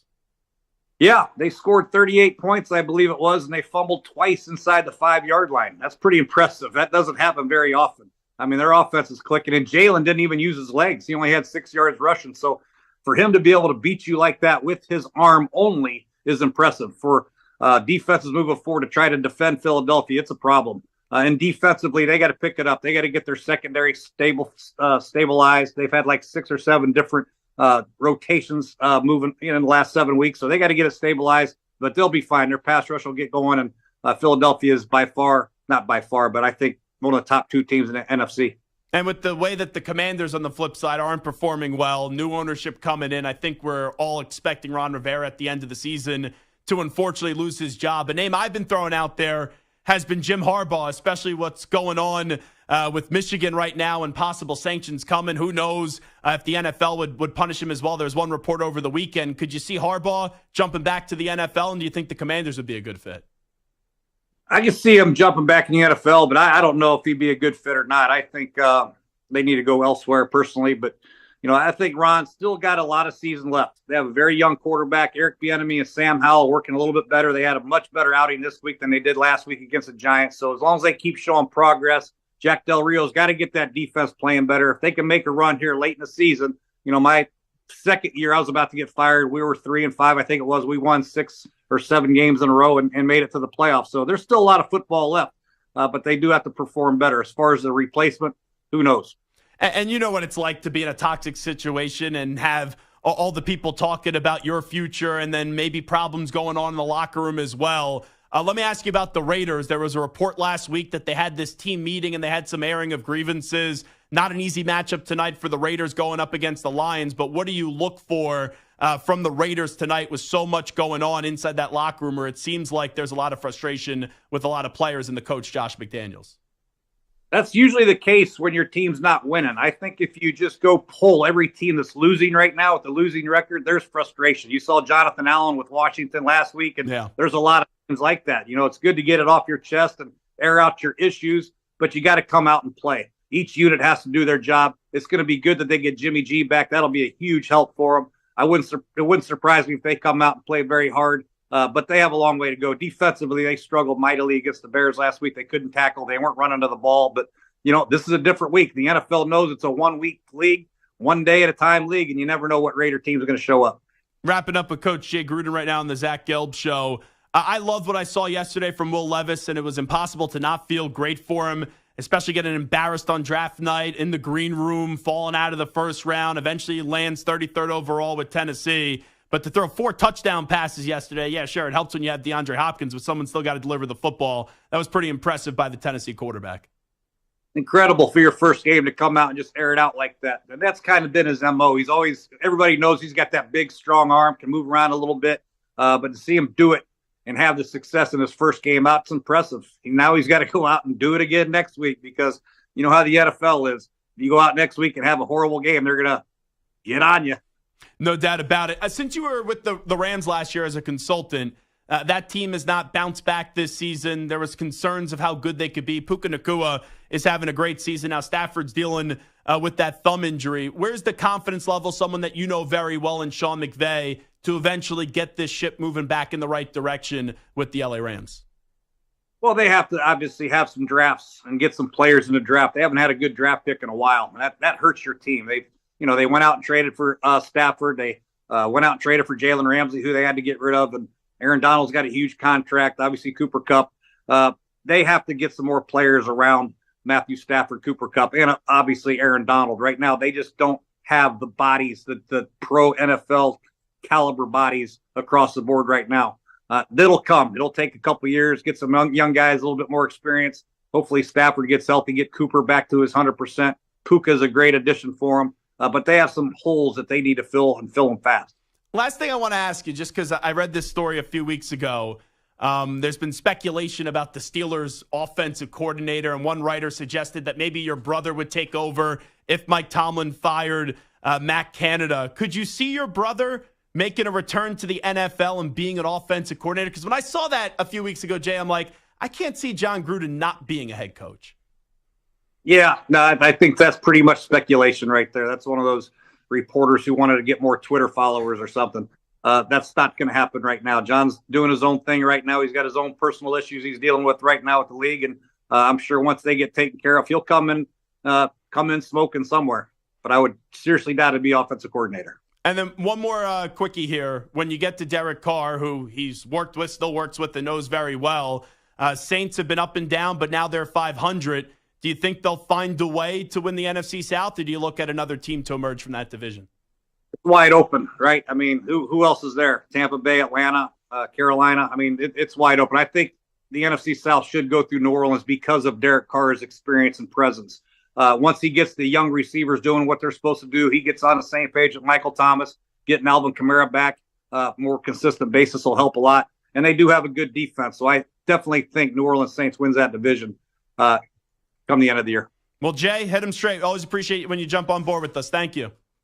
I appreciate it. Thanks for having me on. There you go. Coach Jay Gruden with us on the Zach Gelb Show on CBS Sports Radio. We'll take a break. We'll come on back.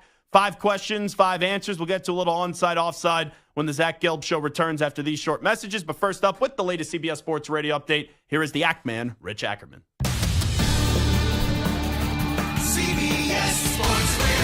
Sports Flag. Well, the NFL trade deadline is tomorrow. There's already been some movement with the Giants reportedly sending Leonard Williams to the Seahawks for a second-round pick in 2024 and a fifth-rounder in 2025. Bears quarterback Justin Fields remains week to week with a dislocated thumb, and for now, Tyson Bagent remains the starter. Kirk Cousins' season is over, with MRIs confirming a torn Achilles.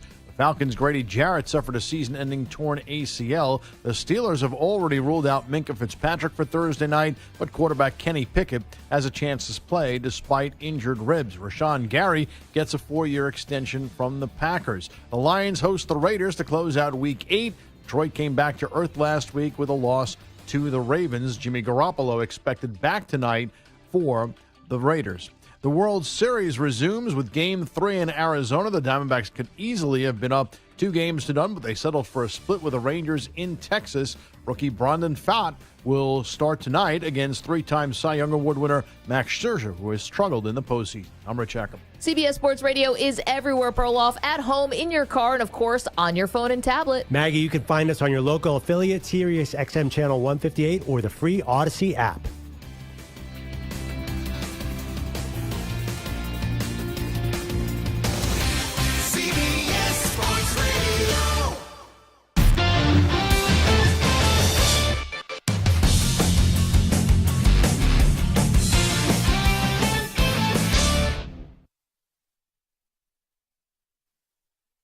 You're in a 5-minute break.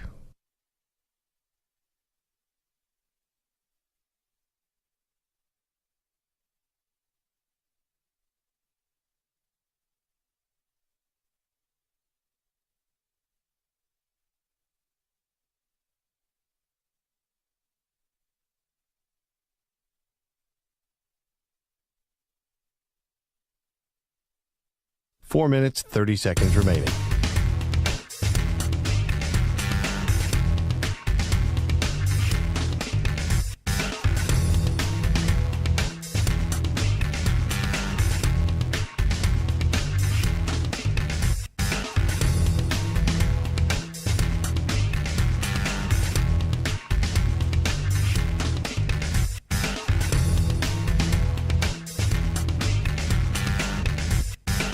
Four minutes remaining.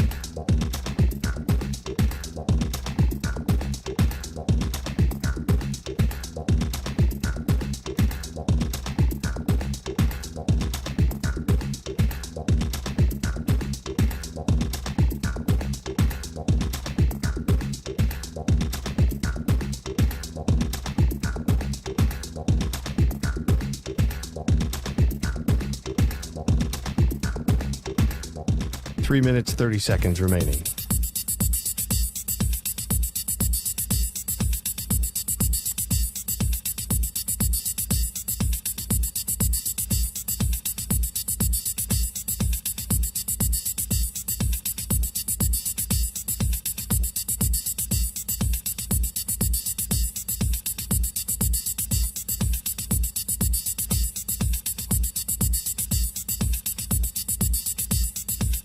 Three minutes remaining.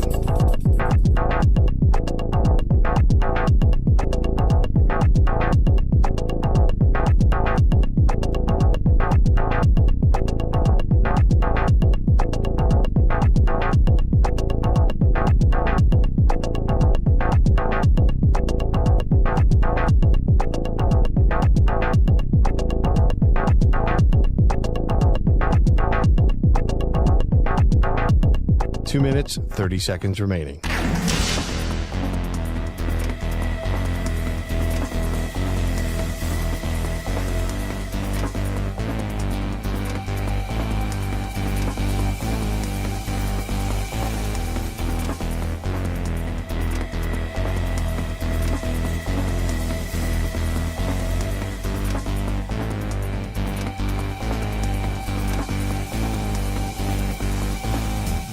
Two minutes remaining.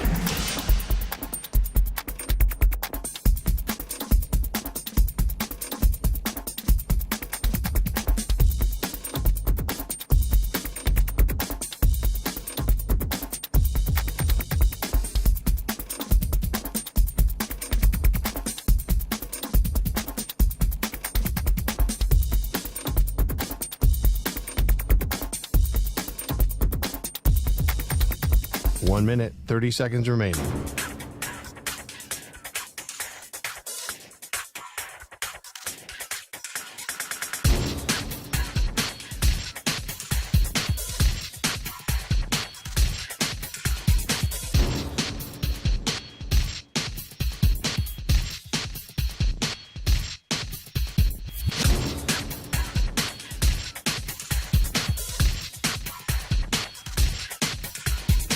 One minute remaining.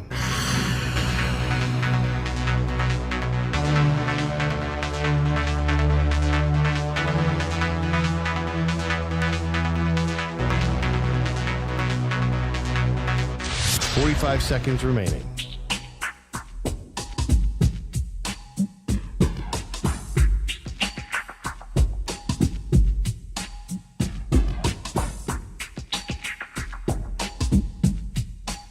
Seconds remaining.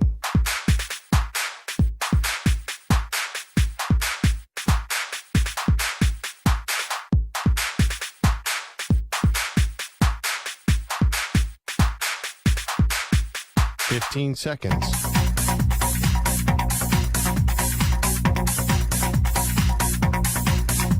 Break ends in 5 seconds.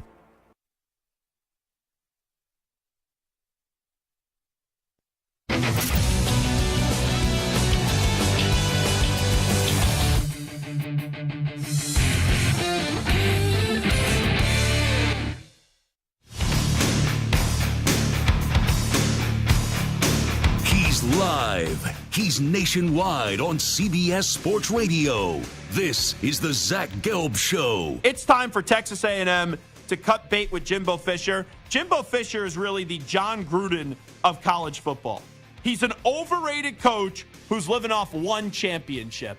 Jimbo Fisher had all this talent last year, couldn't win.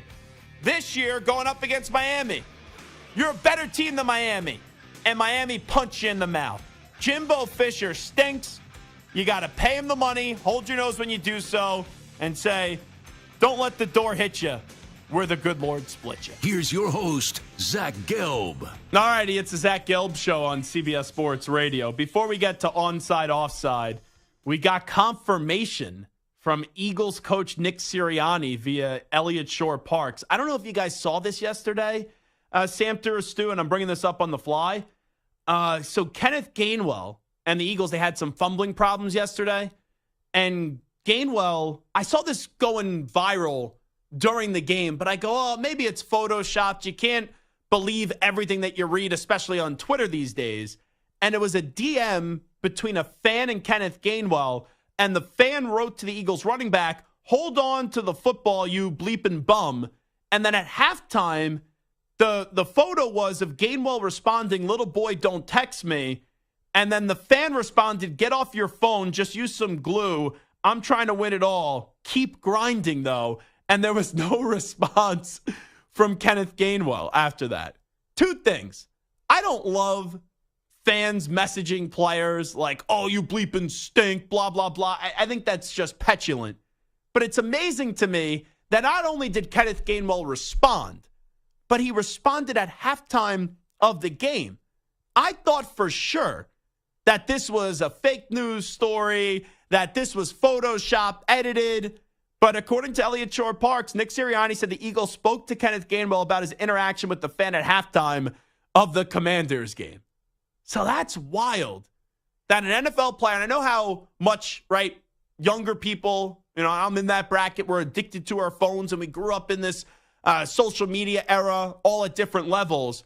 But to go to a game, play in the game, and at halftime, in the 15 minutes that you have, you go to your phone and you go on Instagram, and this has to be in your message requests, and you go to the requests and you respond to a fan. Like, I guess if you needed some motivation, you want to read what some whatever is responding to you and posting to you, but to then respond to them was inconceivable to me, Samter. It's really wild that this story ended up being true. And, imagine if this happened at halftime of a Super Bowl or something. It's one thing what happens in week 8. But if this happened later on in the year, I think this would be a much bigger deal. But I still cannot believe that this story ended up being true. I guess my question is, maybe I just don't know well enough, what happens at halftime. Is halftime 10 minutes of just grinding it out? Here's how we're going to adjust and prepare for the second half. Or are guys kind of unwinding for a second, kind of, all right, let me go to the bathroom. Let me just kind of get a breath here for a second. Grab a snack sometimes, it happens. Let me get a snack. Or is halftime where you're supposed to dial in and focus and prepare for the second half? I don't know what the mindset is. I don't think it's okay. And obviously, if it's true, he'll get fined and all these things. But I don't know, to look at your phone and write something back to a fan in 10 this seconds. This is not your mom or your dad messaging you. This is a fan, a guy that's looking for a reaction, and you gave him that reaction. Sure, and listen, it's not the smartest thing to do, but whether he does it at halftime or he does it when he's sitting on his couch on a Tuesday afternoon. Totally different. Well, what's the difference? You're responding to a fan. It's in the middle of a game. Your focus should be on the game, not on what some jackass is saying on Instagram to you. But maybe he uses it as motivation. Maybe that's what he uses to help pump himself up for the second half. Okay. He sees a fan talking smack. He's like, chip on my shoulder. Let me go out there and score a touchdown. If that's the case, if you need motivation from whoever this fan was on Twitter or Instagram, then I don't want you on my team. Guys get motivation from all sorts of places. Your quarterback for 2 decades, the GOAT of all quarterbacks, to this day talks about the receipts that he kept from all the people, Tom Brady, but for all the people who doubted him and doubted him. Say again? Most of those people are people in the NFL that were doubting him, not X23967 egg face to the third power on Twitter. We don't know how fans and commentary impacted Tom Brady. Obviously, Kevin Durant, all these other guys who get impacted by fans who respond to fans. Tom Brady is not getting on Instagram during a game and responding to a fan on Instagram. KD maybe, but not Tom Brady. All righty, let's get we got some questions. I'll give you some answers right now. We do this segment every Monday and Friday on the Zach Gelb Show on CBS Sports Radio. We get to Onside, Offside. Stu, hit it. Zach's taking on the most polarizing issues in sports. Which side of the line of scrimmage will he end up on? Offside. Defense number 69. It's Onsides, Offsides with Zach Gelb on CBS Sports Radio. I think we should just have Samter moving forward, message players around the league just hateful things to see if they'll respond to them at half times of games. That's what you could do on your Sunday. I'll send most of my hate towards Zach Wilson. All righty, let's go. What do you got? The Broncos won their second straight, stunning the Chiefs 24-9 in Denver yesterday, improving to 3-5 on the season. Today, Sean Payton said, quote, "We are not openly or even remotely shopping at anyone ahead of tomorrow's trade deadline." So onside, offside, the Broncos should be sellers at the deadline. Yeah, that is a onsides for me. They should definitely be sellers at the deadline. I don't think you have to sell everyone. Like, I'm not entertaining trading a future star and a guy that's a star right now in Patrick Surtain, who's 23 years old. But you're telling me Jerry Jeudy is overrated. You could go trade Cortland Sutton and get something back for significant value. I would consider that. But just because you got back-to-back wins and now you're 3-5 on the season, that does not make me say, oh, wow, the Broncos are these big-time contenders and they could go make the playoffs this year. This is a bad football team, and if you get draft capital to help you out for the future, especially with how much draft capital you had to give up the last few years to get Russell Wilson and Sean Payton, I would still be sellers. One game doesn't change it. Onsides. So the Seahawks completed a come-from-behind win over the Browns and now lead the NFC West at 5-2. During the game, social media was ablaze as Seattle wore their 90s throwback unis with the silver helmets. You were the blue even talking jerseys. about this. Oh, yeah. To me, it's the coolest thing. I absolutely loved it. I mean, listen, the Eagles had their Kelly Green, and all the teams have some of their throwbacks. Right? The Titans are going to go with their Oilers throwbacks. But something about the Seahawks, and I was never a huge fan of the Seahawks back in the day, but something about those uniforms yesterday just really got me going. So the Patriots have the really good red jerseys, too. Yeah, and they have Patriot Pat, right? And it's kind of a cool helmet. Patriot, yeah. And you got the creamsicle Buccaneers. Ugh, those are ugly. But there was something about the Seahawks that just really kind of moved me yesterday. So onside, offside, this question is probably more for me than anybody else. The Seahawks should wear these unis full time. No, because I think you should do it here and there, and I think it makes those jerseys more valuable. And also, the Seahawks' current jerseys are pretty damn cool as well. So I would say offside on that one. Offside. Now, Bryce Young won the battle against C.J. Stroud as the Panthers earned their first win of the season. As predicted. Yeah, Young had a very nice call on your part. Young had nearly twice as many passing yards as Stroud, passing for 1 touchdown compared to Stroud's 0. So onside, offside, despite how the start of the season has been for both these two rookie quarterbacks, you believe Bryce Young could still be better than C.J. Stroud? So I'm going to go onside, but on a major, major, major caveat. David Tepper stays out of the kitchen. And I don't know if that's going to happen. But this offseason, they need to get more talent around Bryce Young. Because the line stinks right now. In the year of 2023, Adam Thielen should not be your preeminent wide receiver. Bryce Young, I thought, heading into the draft, was a better quarterback, slightly, than C.J. Stroud. But they need to improve that environment around him. So I don't trust David Tepper. But if he starts to learn how to get out of his own way, yes, Bryce Young could be a better quarterback than C.J. Stroud. As more allegations rolled in against Michigan, reports surfaced that the school rescinded a contract extension offer from Jim Harbaugh after it learned of the allegation. Today, Harbaugh denied that report.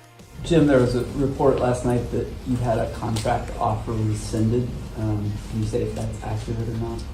I wouldn't say that's accurate, no.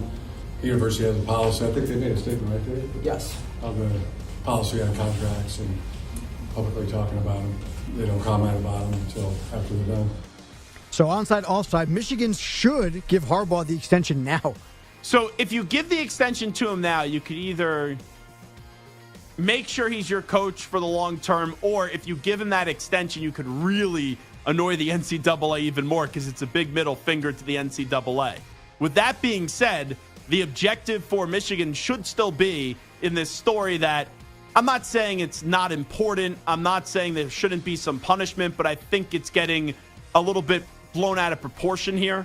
Just a little bit. But the goal should be to still keep Jim Harbaugh. And what better sign of support if you are Jim Harbaugh than it would be your AD and the president of the university giving you a new extension, and then they show your loyalties to you, so therefore you don't even contemplate ever going back to the NFL again. So yeah, if the goal is to keep Jim Harbaugh, which it should be, I would give him the extension right now, Onsides. So Texas stayed at number 7 in the AP poll despite a convincing 35-6 win over BYU with backup QB Malik Murphy behind center. Arch Manning did not make his anticipated debut despite Murphy throwing for just 170 yards, 2 touchdowns, and a pick. So onside, offsides, if Ewers can't play this week against number 25 Kansas State, Arch should get the start over Murphy. So selfishly, I would love to see Arch Manning, but Malik Murphy played well enough to get another start. So when you ask me if Ewers can't play this week against number 25 Kansas State, Arch should get the start over Murphy, I would go offside. Offside. That was quick. The D-backs and Rangers are tied 1-1 after an epic Game 1 that the Rangers won in extras and a blowout D-backs win in Game 2. Now tonight, your boy, former Met Max Scherzer, takes the mound in Game 3 despite giving up 7 runs in 6 2/3 innings over 2 starts so far this postseason. So onside, offside, that you expect Scherzer to get lit up tonight. Well, just like the Panthers, Everyone expected the Texans to win, and I went the other way. Usually, I would say when everyone's saying one thing, you take the opposite side because that's usually how it works in the sports world. But I can't root for Max Scherzer. So, yeah, with how bad he's been in a big spot the last 2 years, I expect him to get lit up like a Christmas tree tonight. Onsides. All right, last one. The James Harden drama isn't over in Philly, as reports say Harden took part in walkthroughs yesterday and is expected to practice tomorrow as the team hopes to ramp up his conditioning. So onside, offside, James Harden will remain on the Sixers all year and actually play for them. I hope not. And you know he's going to get the fat suit. You know he's going to become a distraction even more, and he'll find a way to continue to be a malcontent and a lazy player and a losing player, and he'll force his way off the team. I don't know where he's going to go. The Clippers were rumored, and then that seems like it's lost momentum. A lot of other teams are smart because they realize James Harden, even though he's going to be a Hall of Fame player, he's not worth the headache right now. But something eventually tells me that James Harden will kick and scream and put the fat suit on and get his way. So when you say James Harden will remain on the Sixers all year and play for them, I will go offside. And even if he does remain on the team, I still don't think he's getting back on the basketball court because he called Daryl Morey as a liar and he'll never play for Daryl Morey again. So enough of James Harden. All right, he's Zach Gelb, Show, CBS Sports Radio. Should we be concerned about the Kansas City Chiefs? We discuss next.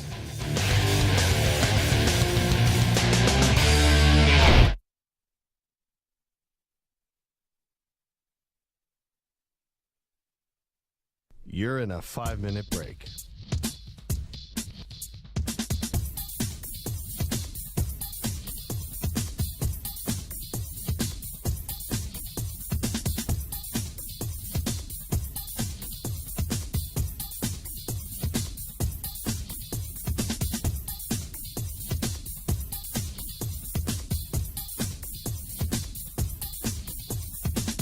Four minutes, 30 seconds remaining.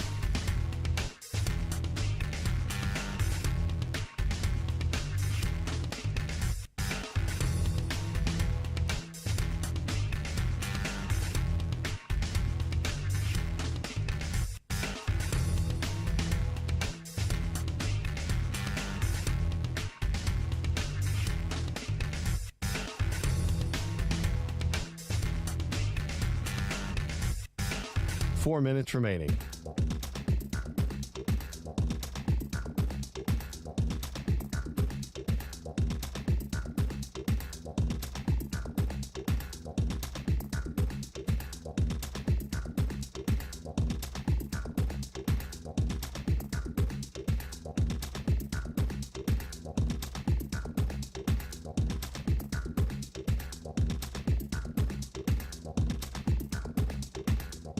Three minutes, 30 seconds remaining.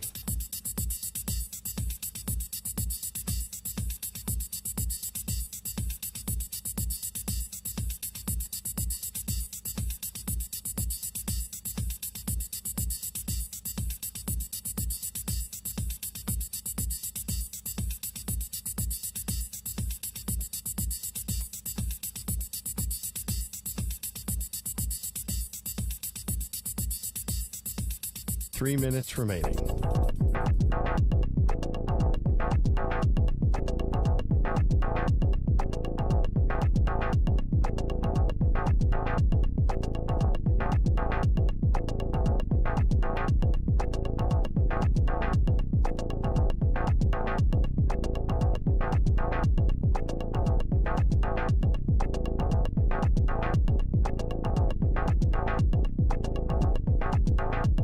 Two minutes, 30 seconds remaining.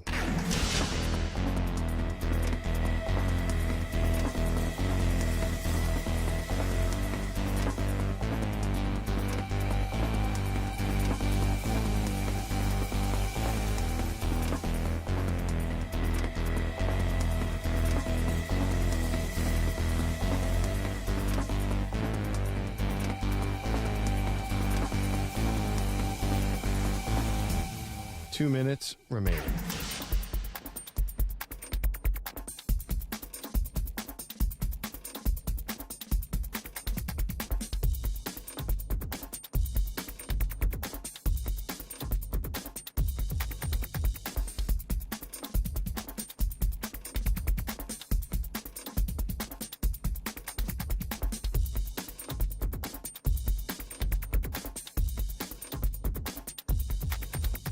One minute, 30 seconds remaining.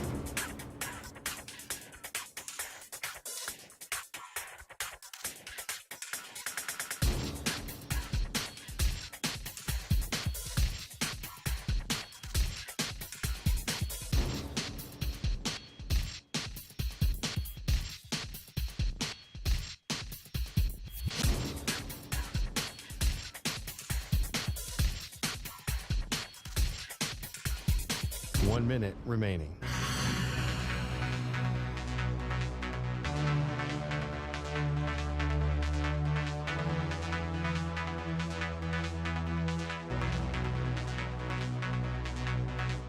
Forty-five seconds remaining.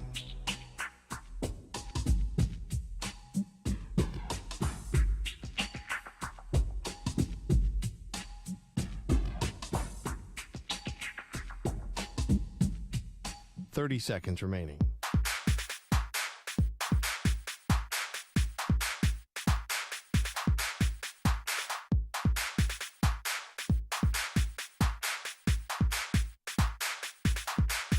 Fifteen seconds.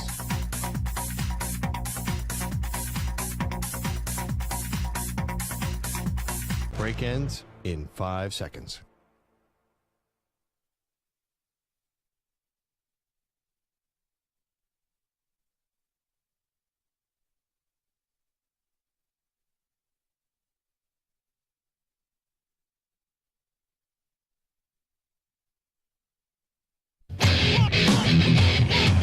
He's live. He's nationwide on CBS Sports Radio. This is the Zach Gelb Show.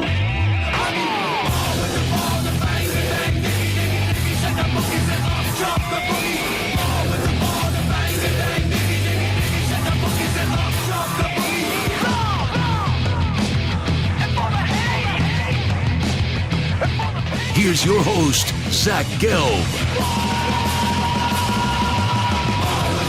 All right, and we continue. This is Zach Gelb Show, coast to coast on CBS Sports Radio. Before we delve back into the Kansas City Chiefs and wonder where our concern level is with the Chiefs coming off a porous offensive performance yesterday up against the Denver Broncos, and geez, this Chiefs team, yeah, they are a football team that's still, in my opinion, the best team in the AFC. They're sitting there at 6-2, but this year on offense, I just have not seen the great version of the Kansas City Chiefs that we're accustomed to. And they have an enormous game this weekend in Germany up against the Miami Dolphins. And we know the Dolphins are going to be able to put up a ton of points, even with the Chiefs having a really good defense. But before we get into this conversation about the Chiefs, coming off another big football Sunday, you guys know me, I'm a big foodie. And this was a conversation in the YouTube chat.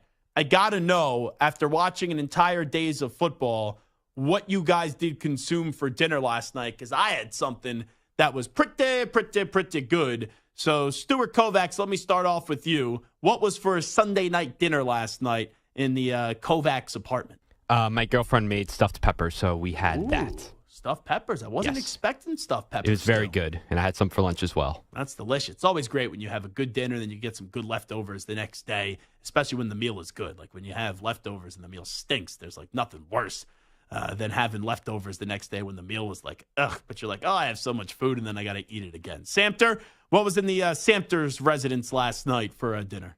I was craving pizza, and there's no good pizza places around where I live. Like no good New York style pizza, right? There's some good brick oven, thin crust, gourmet places. I wanted just New York pizza.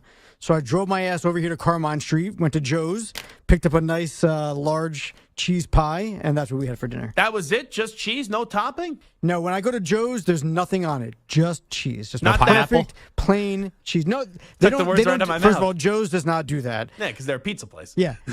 But it doesn't matter. I wouldn't get pepperoni. I wouldn't get anything on a Joe's pizza. It's just plain Joe's, and that's all you want. So no pineapple with the prosciutto di Parma. None of that. Santa's used to. Although we were supposed to order that last week, so we'll have to make good. I'm good with you want to do a little Halloween party tomorrow? Usually we would get candy for that, but if we have an excuse to get some pineapple pizza with prosciutto di Parma, and I'm not a big fan of pineapple on my pizza, I'm down to try it. I'm down to dabble in the pineapple business with you, Samter. We can try it.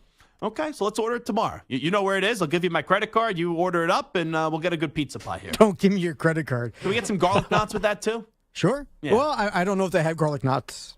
What pizza place doesn't have garlic? This is like a thin crust brick oven type of place. It's a bougie pizza yeah, place. Yeah. I mean, they might have it, but I'll have to check. So I did a slow cooker pulled pork. I'm starting a movement. Slow cooker Sundays in the Gelb apartment, where I make something in the morning, leave Dubai on football, and then 8 hours later come on back and have a delicious dinner waiting for me. Slow cooker Sunday. And last night was pulled pork with a little couscous. There was some potatoes and broccoli and onions in the pulled pork as well. But it was absolutely delicious. And just like Stu, I got some leftovers. So I can't wait to get on out of here in about 55 minutes. And I'll be stuffing my face with some pulled pork. And some people, Samter, may say that pork was very moist. It was moist pork. And I'm not talking about the guy that's in the chat room right now on YouTube, but there was some moist pork being consumed last night, and it was absolutely delicious, Sam. I'm sorry, I wasn't listening to anything you just said. I tuned out when I heard you talking about the pork. I knew where this was going. That's your namesake. That's what we were talking about, Moist Mike, right here on CBS Sports Radio. I'm sorry, what were you saying? Moist Mike. I had moist pork last night for dinner. I'm sorry, say it again. Santa's going to do this thing where he's just not going to embrace the nickname. I know how this usually goes. I'm going to win here, and Santa's going to embrace the nickname, and he's going to get his name actually changed. Chad Johnson went to Chad Ochocinco. C.J. Gardner-Johnson went to C.D. Deuce. Soon we're going to get Mike Samter to just Moist Mike Samter. We're going to make your first name your middle name. We're going to put Moist as your first name, and the last name will remain the same in Samter. It'll be a cold day in hell when that happens. Well, expect hell to freeze over in about 4 or 5 weeks from now. That's usually the way it works. All righty.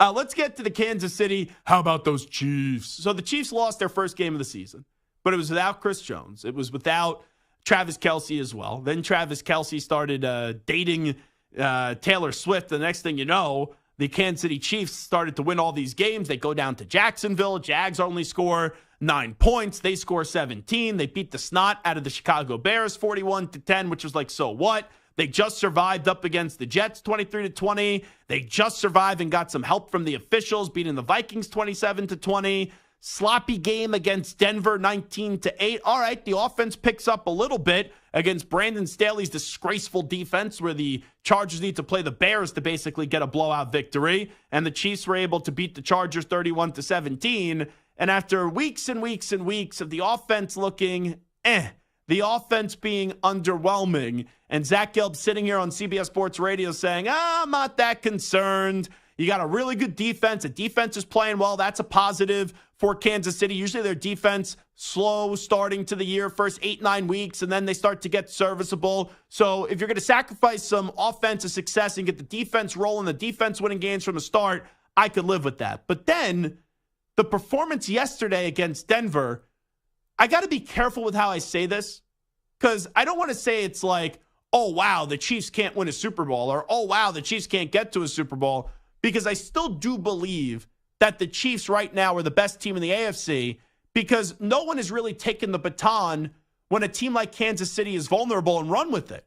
And last year, not that it was always centered around the offense, but there was that thought heading into the season, oh, Kansas City loses Tyreek Hill. Tyreek Hill gets traded to the Miami Dolphins. Oh, there's a dent in the armor of Kansas City. They're right there for the taking. They could be beat.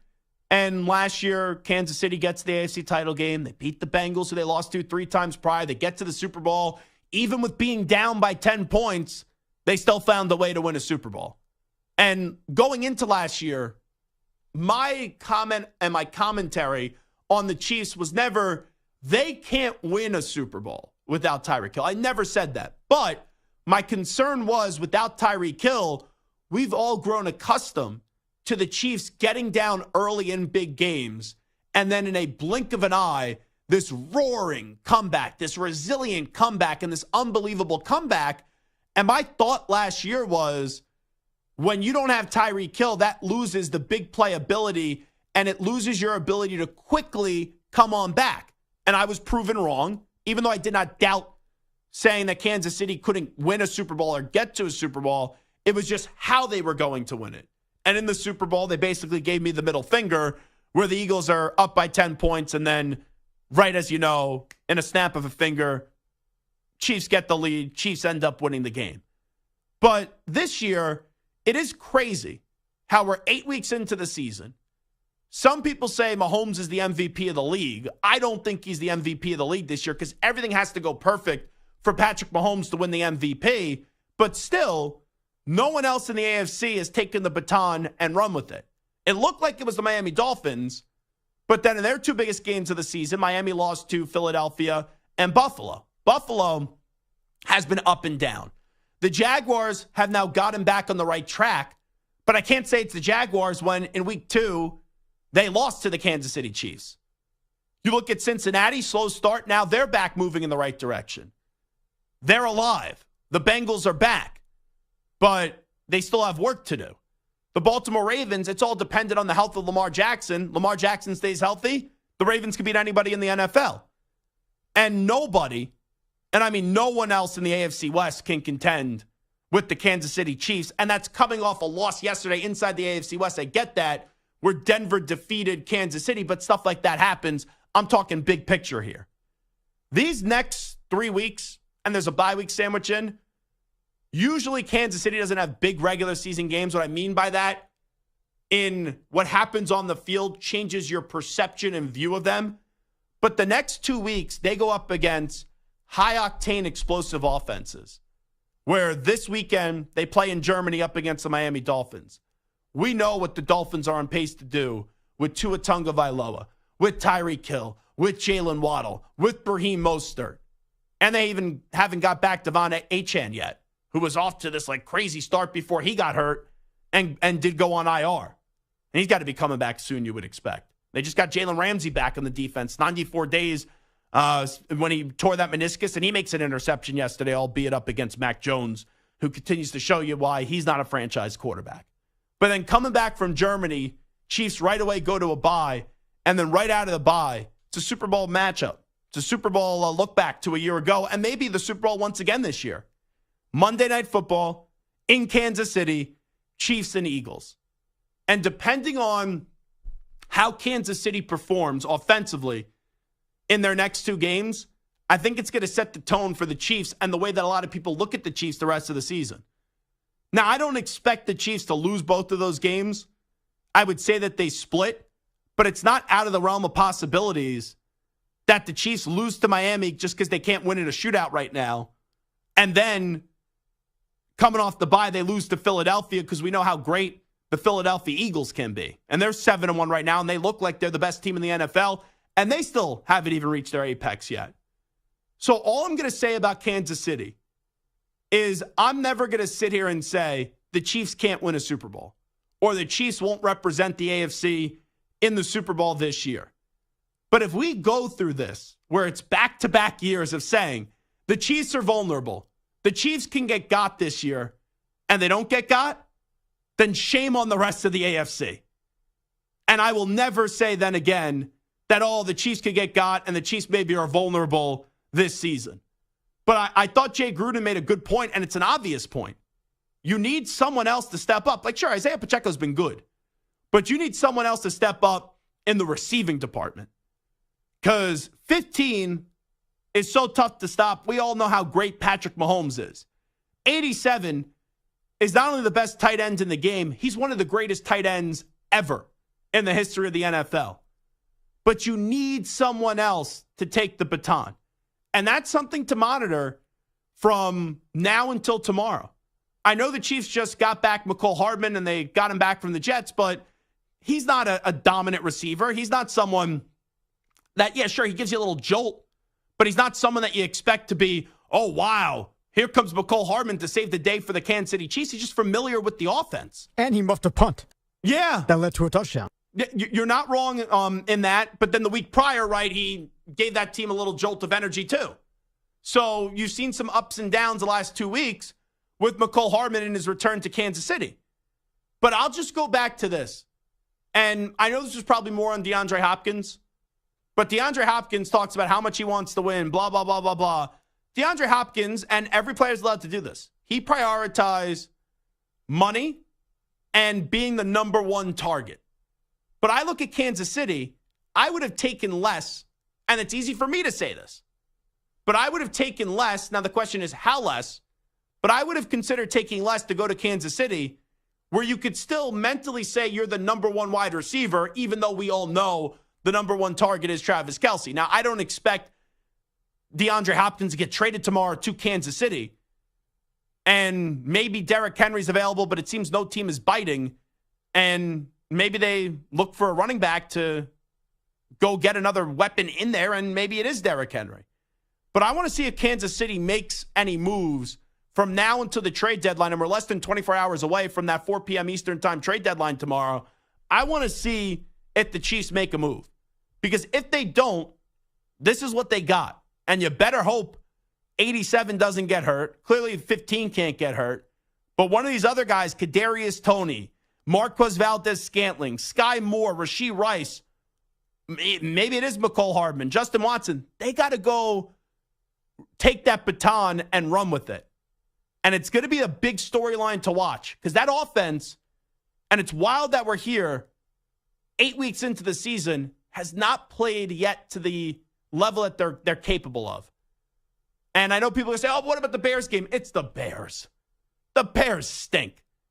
So this year is another year, back-to-back years, where Kansas City keeps on stacking W's, piling up W's, but it's not to this dominant standard. And we're saying Kansas City could get got this year.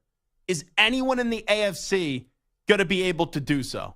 Because if they're in the Super Bowl again with, the combination of Marquez Valdez-Scantling, Rashee Rice, and Sky Moore as your wide receivers, it once again just shows you how lethal that connection is between Mahomes and Kelce. You talk about this a lot, about how Tom Brady, outside of Randy Moss, had Rashae Caldwell and had Troy Brown. Doug Gabriel, David Givens, David Patton. Oof.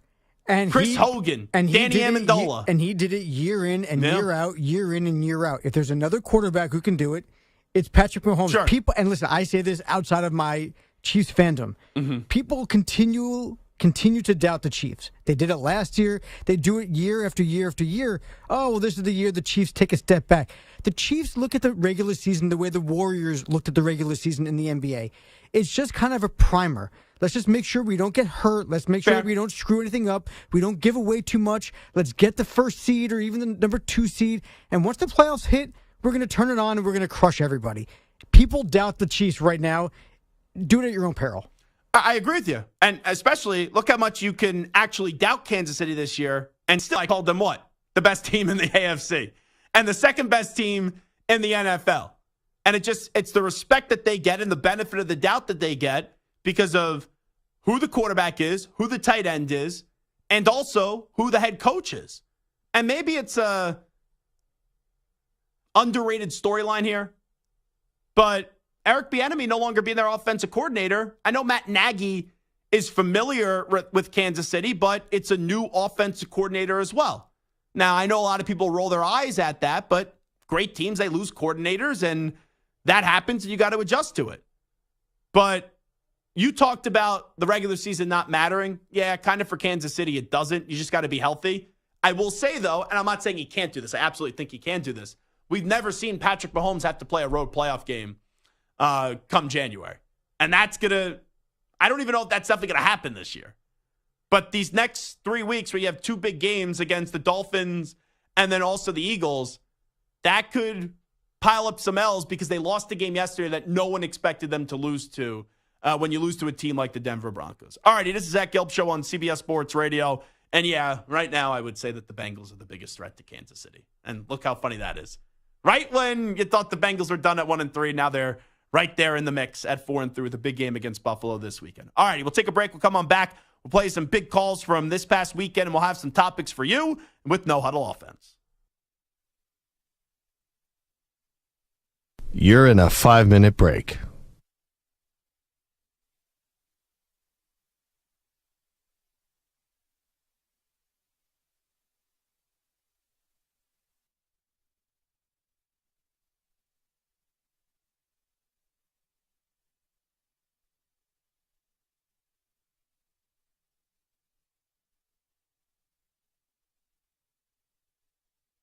Four minutes, 30 seconds remaining.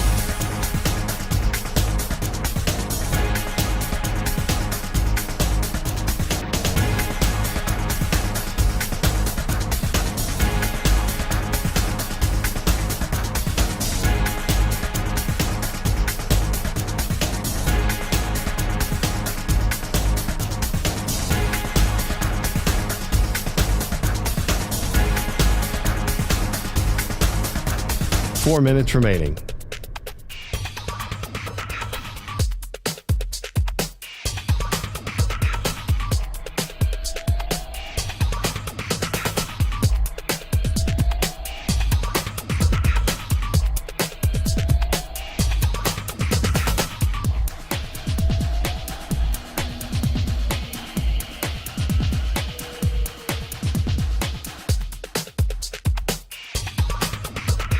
Three minutes, 30 seconds remaining.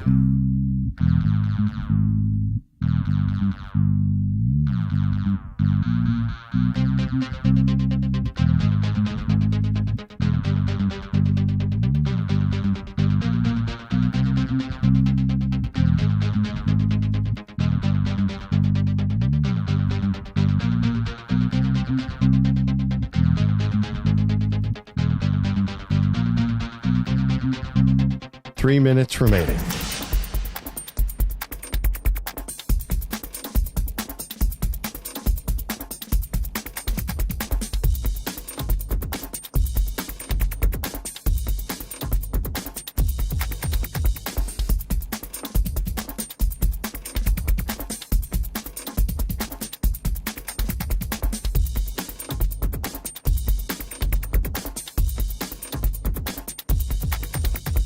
Two minutes, 30 seconds remaining.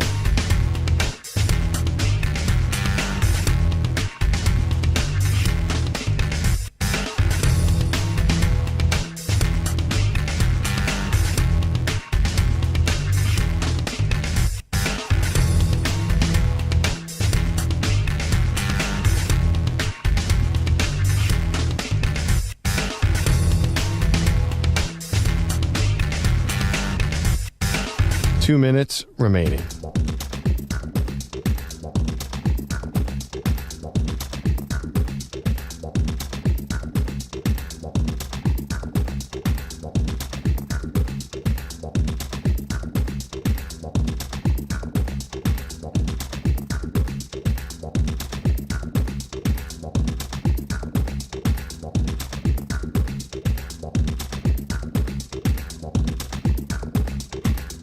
One minute, 30 seconds remaining.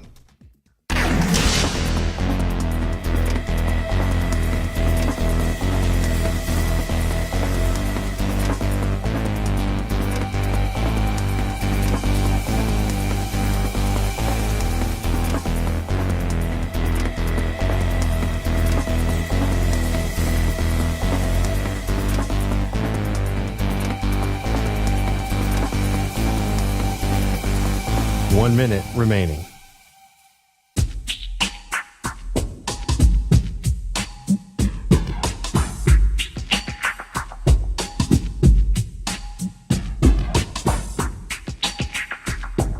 $45 seconds remaining.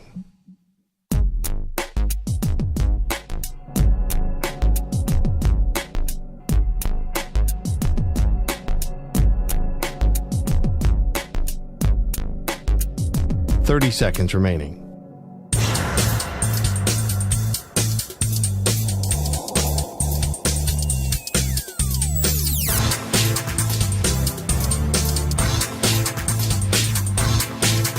$15 seconds.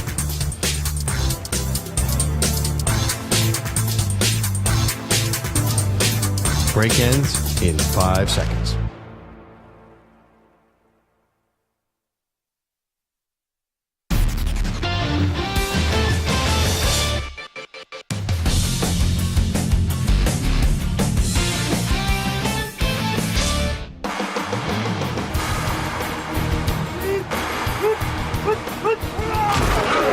Touchdowns, sacks, upsets, and last-minute heroics. Another NFL Sunday is in the books, and we've got you covered with the biggest plays and sound bites from another wild week in the National Football League. It's time for No Huddle Offense on the Zach Gelb Show. Alrighty, let's start things off in Jerry's world, where the Dallas Cowboys improved to 5-2, taking down the LA Rams by a score of 43-20. Rams fall to 3-5. Deron Bland has 4 interceptions on the season, and 3 of those 4 picks he has scored and taken to the house. Here was a 30-yard pick 6 yesterday. This made it Dallas 17 and the Rams 3.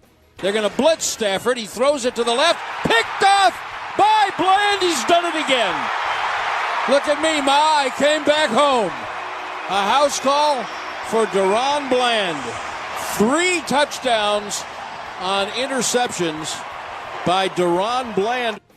You look at the numbers from this one. Dak Prescott, 304 yards passing and 4 passing touchdowns. CeeDee Lamb, a career day, 12 catches for 158 yards and 2 touchdowns. And the big question from this one, a dominant win for Dallas. They're sitting there at 5-2. Does this change the view for Zach Gelb, as I just spoke in the third person, with the Dallas Cowboys? And my answer is no.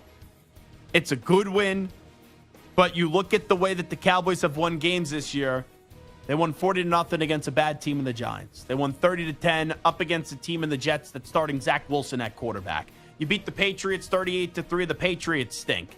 All right, you survive up against the Chargers. You're a little bit better than the Chargers. You beat them by 3. And then you beat a Rams team that's trending in the wrong direction, 43-20. We all know the Cowboys can win games in the regular season. We all know the Cowboys are a good team. But I still don't think they're a great team. I don't think they're amongst the elite teams in the NFL. And when push comes to shove in the playoffs, there will be a moment where Dallas looks like the drama Dallas choking Cowboys, and Dak Prescott on a big stage comes up small. Let's not go crazy after 2 victories against the Chargers and the Rams and just forget that this team a few weeks ago did go up against the 49ers and they lost 42-10. I'm not saying the Cowboys are as bad as they played up against the 49ers, but after that performance, I can't all of a sudden say, because you beat the Chargers and the Rams, alrighty, here comes the Dallas Cowboys. Get aboard the Super Bowl bandwagon, and they're going to be playing in Las Vegas this year in the Super Bowl, and they have not been to a Super Bowl since the 1995 season. Let's go to legendary Lambeau Field, where there was a game played, and then when the injury did occur in this one with Kirk Cousins, that's the big storyline from this one. The Vikings win 24-10. Minnesota survived the slow start. They're now 4-4, but now they lose their quarterback for the season with a torn Achilles. Let's hear Kirk Cousins, though, throw a touchdown pass to Jordan Addison. That connection was really starting to heat up in the absence of Justin Jefferson, the rookie wide receiver, via Pitt and USC. This made it 24-3 in the ballgame. Cousins is going to loop one right. Caught! Touchdown! Jordan Addison with his 7th National Football League touchdown. That gives Minnesota a 23-3 lead. And for Jordan, that touchdown means he has the most in the history of the Minnesota Vikings through the first 8 games. 23-3 Vikings. What a call from the always exuberant Paul Allen on the Vikings radio network. It just stinks because this team started off 1-4. They looked like their season was cooked. All right, you just survived against the Bears. Then you beat the 49ers. You beat the Packers. And you look at their remaining schedule, Falcons, Saints, Broncos, Bears, Raiders. And then it gets tough. Bengals, Lions twice, and then sandwich in between the Green Bay Packers. If they didn't lose Kirk Cousins, you're looking at this Vikings team saying they could go make the playoffs. But now with Kirk Cousins gone, the big question is, who do you call? Because I don't know if they're going to continue with Jaron Hall. Kevin O'Connell would not commit to Jaron Hall after the game. There's a lot of veterans that people are saying, oh, maybe they should go bring in, maybe even trade for Ryan Tannehill with the way that Will Levis played the other day. But I saw Mike Florio floated out this possibility. And Mike Florio is a Vikings fan. Mike Florio, though, is also a longtime NFL scribe and is the man behind Pro Football Talk. He said, am I the only one thinking that the Vikings should call the GOAT, Tom Brady? So I'll ask this question.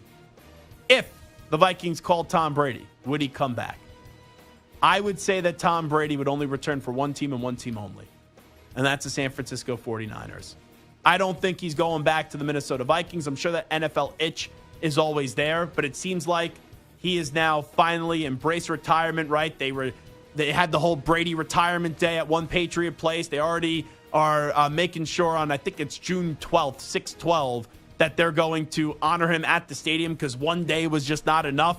I really do believe Brady's at peace with retirement, and I'm not saying he doesn't think he couldn't win a Super Bowl in Minnesota, but the one roster that is like Super Bowl loaded and could have a need at the quarterback position are the San Francisco 49ers, depending on what happens the rest of the way with Brock Purdy, and you know that's Brady's hometown team. I do believe the Vikings should call, but I do not think Tom Brady would say, yeah, I'm going to Minnesota to quarterback the Vikings. Let's go to Santa Clara, talking about those 49ers. The Niners have now lost 3 straight games, and the Cincinnati Bengals are looking like they're back. We'll talk about how back they are in just a second, but first let's hear Joe Burrow find Jamar Chase for a touchdown. Joe Burrow on the day, 283 yards passing, 3 passing touchdowns. And Jamar Chase, the man that was on the receiving part of this touchdown, he had 100 yards on 10 catches. Burrow fakes a pass to the right, throws toward the end zone. Chase with an over-the-shoulder catch. Touchdown, Bengals. Baby. And he does a backflip in the back of the end zone. Instead of the gritty, he made like an Olympic gymnast and did a flying backflip to celebrate his touchdown. So that is Dave Lapham and Dan Hort, I believe his name is, or Dave Hort as well, on the Bengals radio network. Dave Lapham usually is crazy, going nuts. He was pretty tame there. He was like providing the background commentary, but usually he's screaming at the top of his lungs like he's Scott Zolak, and you thought that would have been the case, especially en route to a 31-17 victory for the Bengals up against the San Francisco 49ers, but a pretty tame Dave Lapham. And the Bengals are definitely back, and the Bengals are definitely back to being Super Bowl contenders because Joe Burrow is now healthy. They have won 3 games in a row. They have survived their slow start to the season, and they didn't only go in and get a victory up against the 49ers. They controlled that game, and they showed they were the better team, and that defense is a problem. That defense has been very underrated the last few seasons. I said it 9,000 times today. I'll say it 9,001 times again. That defensive coordinator, Lou Anarumo, should be a head coach in this league, but the biggest key for the Bengals was getting Burrow back healthy even after the slow start. Now they are rolling. Now they're off and running. And now their season really starts, and they're above 500 at 4-3. Big game this weekend up against the Buffalo Bills, Sunday Night Football on NBC. But with how open the AFC is, the fact that the Bengals are now a game over 500, they're absolutely back to being title contenders. And they would be my second best team in the AFC, right behind the Kansas City Chiefs, who did lose yesterday to the Denver Broncos. Let's go to Nashville. It was Atlanta and Tennessee. Will Levis makes his first career NFL start, and he tossed 4 touchdown passes, one to Nick Westbrook-Akina, the other 3 to DeAndre Hopkins. Let's hear the third one to D-Hop. This was a 61-yard touchdown pass from Will Levis. Levis looking to throw it. Throws deep downfield. There's Hopkins all alone.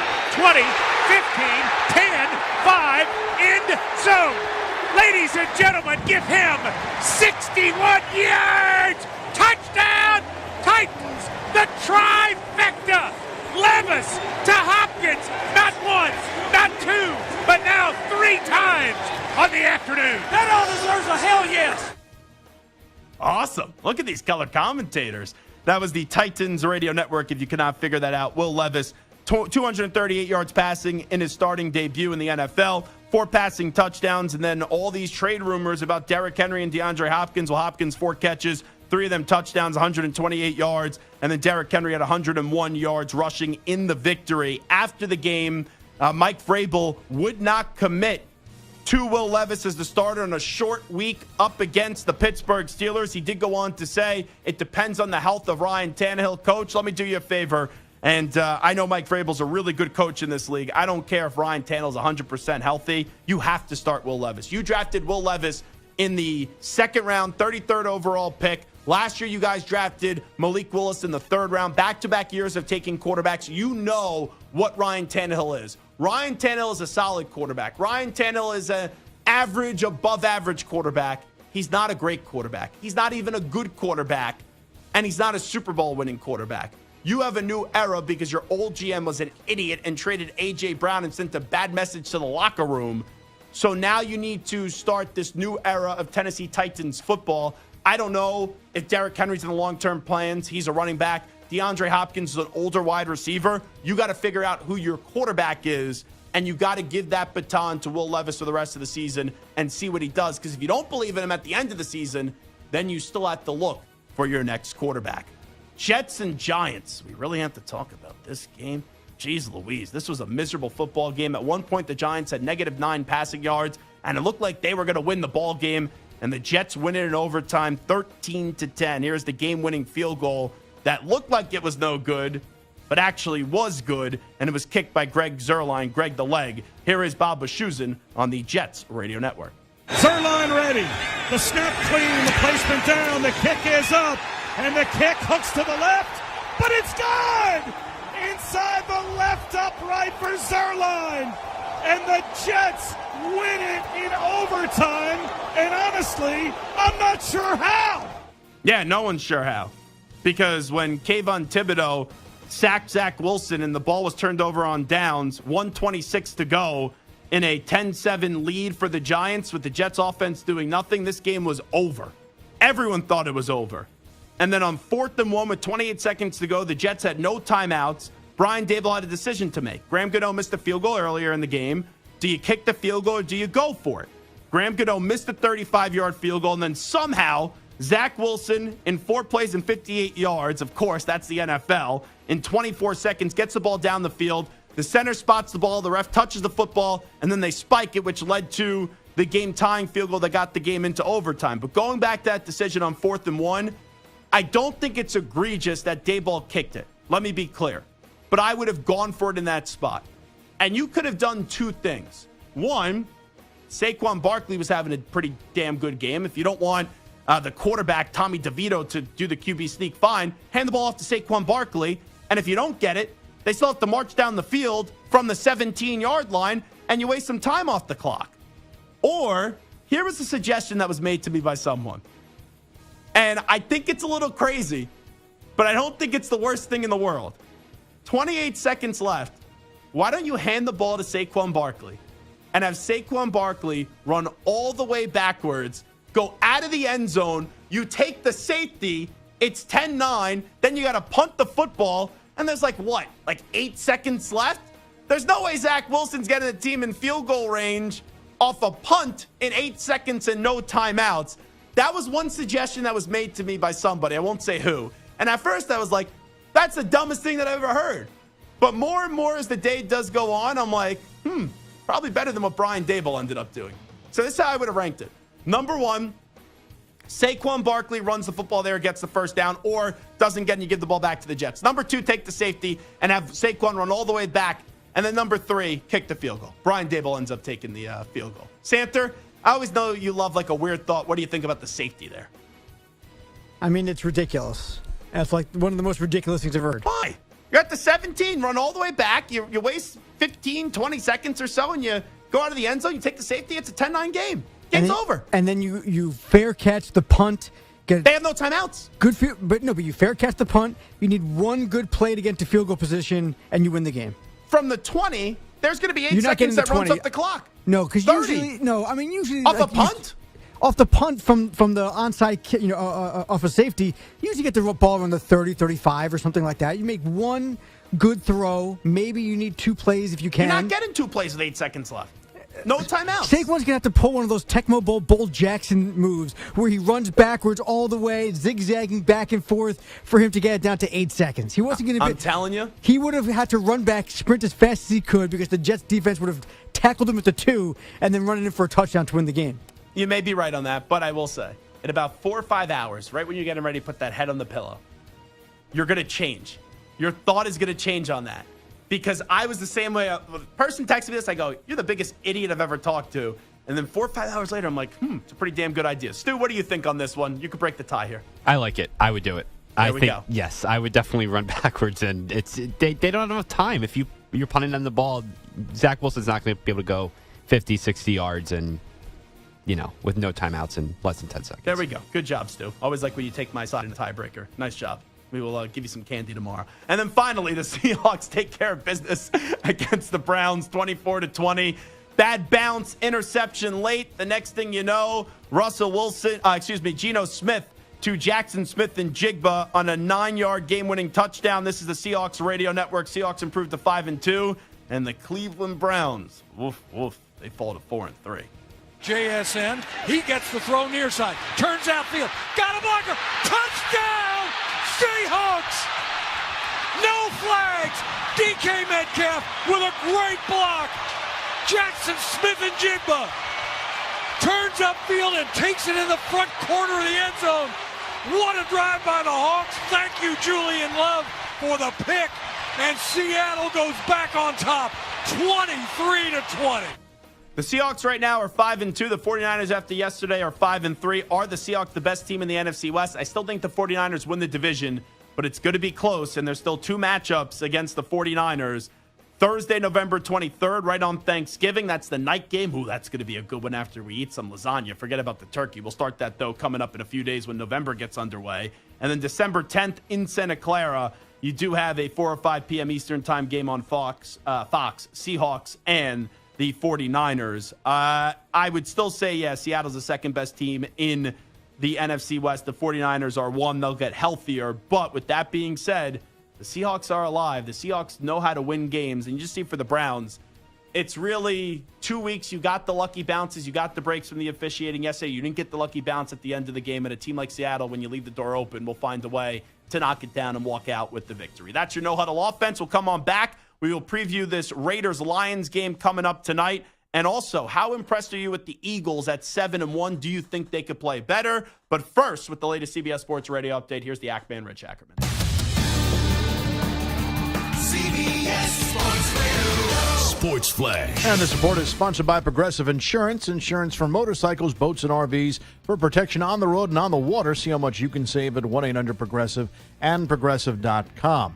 The Rangers and Diamondbacks meet tonight in Game 3 of the World Series, and Texas will try to rally with Max Scherzer on the mound. The 3-time Cy Young Award winner will go against rookie Brandon Pfaadt, who has been terrific so far in the postseason. The Lions go for their 6th win of the year tonight when they host the Raiders to close out Week 8. Detroit had its 4-game winning streak snapped last week, while the Raiders look to get to the 500 mark on the season after falling to the Bears. Jimmy Garoppolo, though, expected back for Vegas. MRIs confirmed the worst that Kirk Cousins has done for the season with a torn Achilles. The Steelers' Kenny Pickett has a chance to play Thursday despite injured ribs, while Minkah Fitzpatrick has already been ruled out. Justin Fields remains week to week, so that means another start for the the Bears' Tyson Bagent. The Jets have placed center Connor McGovern on injured reserve with a dislocated kneecap. And with the NFL trade deadline tomorrow, the New York Giants today sent defensive lineman Leonard Williams to the Seahawks for a second-round pick next year and a fifth-rounder in 25. I'm Rich Ackerman. This is Jim Rome. We are talking to the biggest names in all of sports in the jungle weekdays from 12 to 3 Eastern on CBS Sports Radio.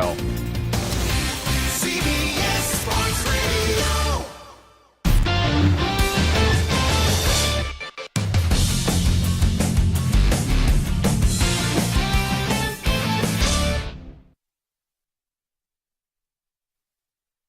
You're in a 5-minute break.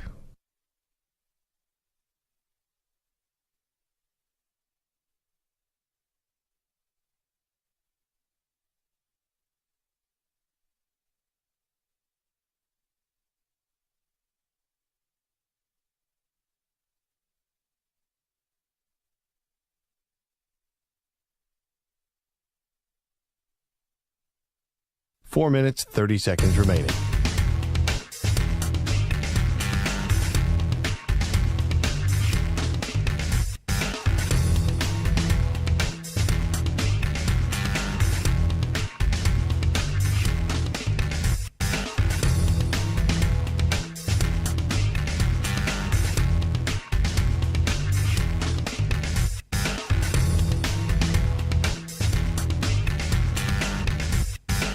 Four minutes remaining.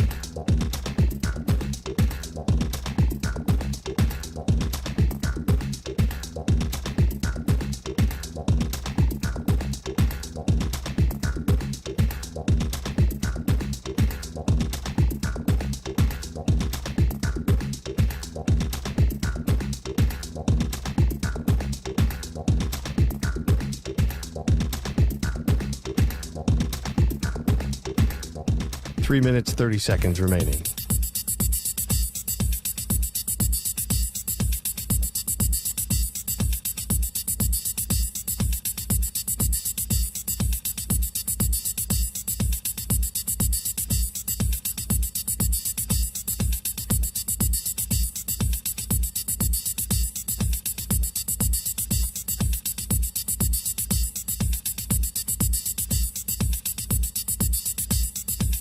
Three minutes remaining.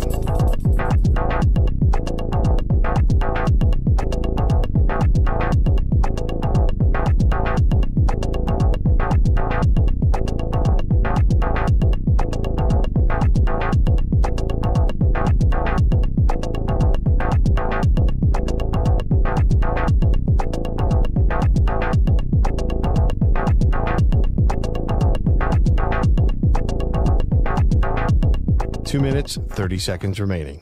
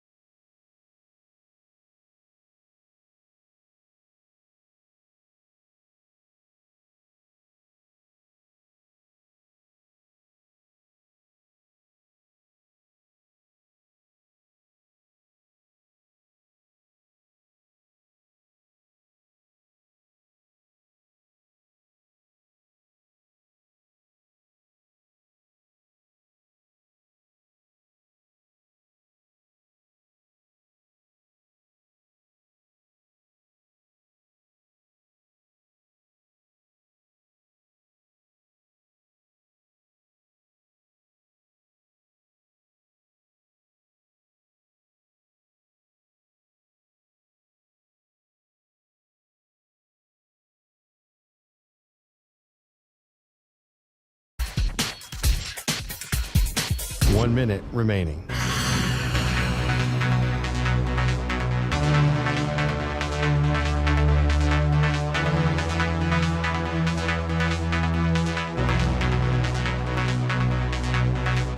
.45 seconds remaining.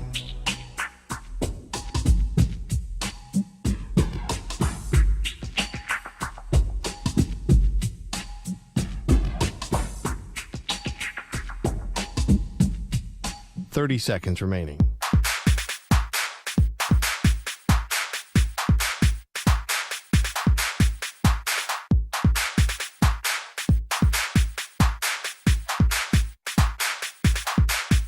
Fifteen seconds.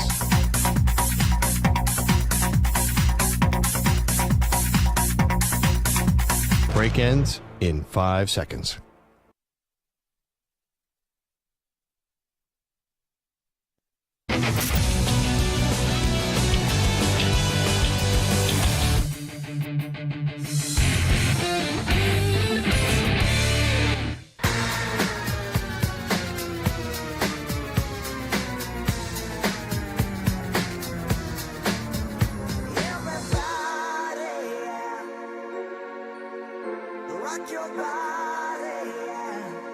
Hey, this is Howie. And this is Nick from the Backstreet Boys. And you're listening to the Zach Gelb Show on CBS Sports Radio. And guess what? Zach is back. All right. He's live. He's nationwide on CBS Sports Radio. This is the Zach Gelb Show. It's time to Ask the Pros, where you, the listener, gets to ask us a question, and it's brought to you by O'Reilly Auto Parts. Jake in Vegas says, Zach, what's your bet tonight on the Raiders and Lions? You could simply tweet your question at CBS Sports Radio or at Zach Gelb using the hashtag #AskThePros. Be listening later in the show when we might answer your question. Or, excuse me, that was the first read of that. But you can think O'Reilly Auto Parts for all your car care needs. Get guaranteed low prices and excellent customer service from the professional parts people at O'Reilly Auto Parts. Let's answer that question right now. So Davante Adams, you're going to get good value on an anytime touchdown bet tonight. It's at plus 150. Davante Adams hasn't got a touchdown for the Raiders since that Week 3 matchup against the Steelers, where he went for 13 receptions, 172 yards, and 2 touchdowns. He has 3 receiving touchdowns on the season. The first one was that game up against the Bills, where I think that was the first drive of the game. They marched right down the field, and they had a touchdown. They did go up 7-0, and then they got blown out after that, and Davante Adams actually left that game with an injury. So we've now gone through 4 other games where Davante Adams hasn't scored. Davante Adams showed last year, even without Aaron Rodgers, an all-pro wide receiver.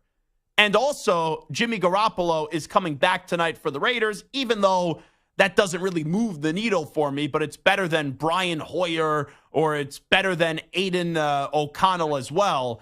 And 2 weeks ago, albeit Davante Adams did drop a touchdown, Brian Hoyer threw the football. It was in the back left of the end zone, and he should have caught it, and he dropped it. Sorry, Stu. I know I'm making you rehash all these bad memories for your franchise. But this past week, I was reading this on CBS Sports that Raiders head coach Josh McDaniels, he opened the floor to his players, and this was actually on Thursday, allowing everyone to voice their frustrations. This was according to CBS Sports and NFL Media. Nothing was off limits as players could discuss personnel, team culture, and yes, coaching as well. You had Max Crosby, Davante Adams, and Josh Jacobs were a few of the players who reportedly spoke up, but NFL media reported that the players from all over the roster took McDaniels up in the opportunity, and the Raiders players reportedly considered the meeting to be positive and even cathartic. All right, let's calm down here. Just because you have a good team meeting, I think it only lasts for so long. The team still stinks, but you even had Davante Adams recently going on with Rich Eisen and talking about how much he misses Aaron Rodgers and, you know, he's fine with the Raiders, but this is setting up this offseason. Stu, you know this. Davante Adams getting traded this offseason. There's no doubt about it. But if you're trying to appease him and you have a disgruntled player who I do think his frustration is coming from the right place. Now, like sometimes it could be misguided or it could be misvoiced and the timing of it couldn't be right. But in this case, the Raiders think you have nothing to lose. He's upset. A smart team, and I know the Raiders aren't a smart team, but a smart team would force feed him the football tonight. I got to think that he's getting into the end zone.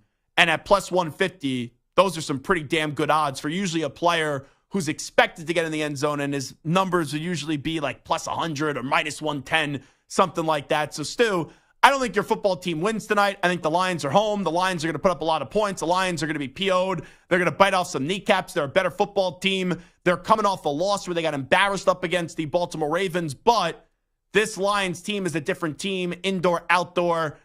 I think the Lions win tonight. I'm not going to touch the spread of 7 points.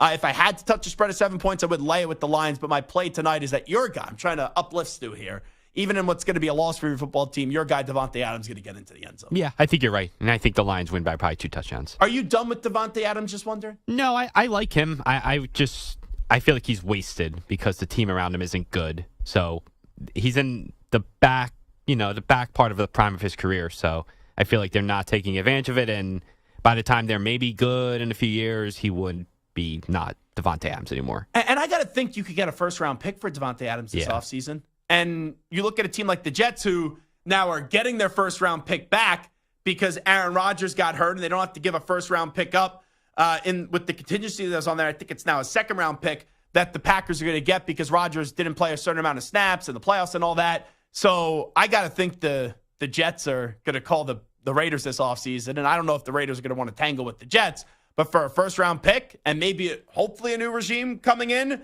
yeah, I got to think that's a deal that's going to get done because Davante Adams is going to kind of go like NBA feel a little bit where he's going to say, I want to go to one place and one place only, and he'll threaten maybe retirement, say he'll be disgruntled if you trade for him and it's not the Jets. I got to think that Davante Adams or maybe even Mike Evans is one of those two players are going to wind up with the New York Jets this offseason. The Jets try to really go for it with Aaron Rodgers coming back for that Achilles. By the way, it took the entire show. When we get to Minnesota, can I just throw a name out there to maybe replace Kirk Cousins with the injury? With the trade deadline tomorrow and Jameis Winston not getting on the field, don't you think Jameis Winston at least has to have a phone call get made by Kwesi Adolfo-Mensah to the Saints to try to get that deal done, an orchestrated deal? It's actually insane. As you were saying that, maybe 10 seconds before you actually brought up Jameis Winston's name, I just Googled Jameis Winston to the Vikings. There's some reports that they're in talks and that they both want to do it. It's a possibility, but it's unbelievable. I literally hit enter, and 10 seconds later you said Jameis Winston should go to the Vikings. That's crazy. That was scary. That was Halloween scary. No, I was thinking about the whole show. I'm like, who's a quarterback that isn't starting that at least would be entertaining? Like, I'm not even saying Jameis Winston would work out, but that would be entertaining. Jameis Winston, right? He either gets a touchdown or he throws an interception. And it's better than Jaron Hall, I would say. He's too damn good to be sitting on the bench behind Derek Carr doing nothing. And the Vikings need somebody. It's the perfect fit. Maybe Tommy DeVito will get a phone call after yesterday's performance. 2 passes for negative -1 yard. Yeah, no thank you. All righty, that's the Zach Gelb Show on CBS Sports Radio. Real quickly, Eagles are 7-1. How good are they? Well, they're the best team in the NFL, and they could still play better. So we were supposed to talk this segment how good the Eagles could be. We'll talk more about the Eagles the rest of the way, but I think it's very scary for the rest of the NFL. As long as Jalen Hurts stay healthy, and he's not 100%, if he's healthy come playoff time, yeah, they could beat any team in the NFL. They're that good, and they almost won the Super Bowl last year. Big thanks to Jay Gruden for joining us, each and every one of you in the chat, and also listening to us on the radio. Stu, Samter, thank you so much. NFL trade deadline tomorrow. Dalvin Cook will join us too. We out. Bye-bye. Peace.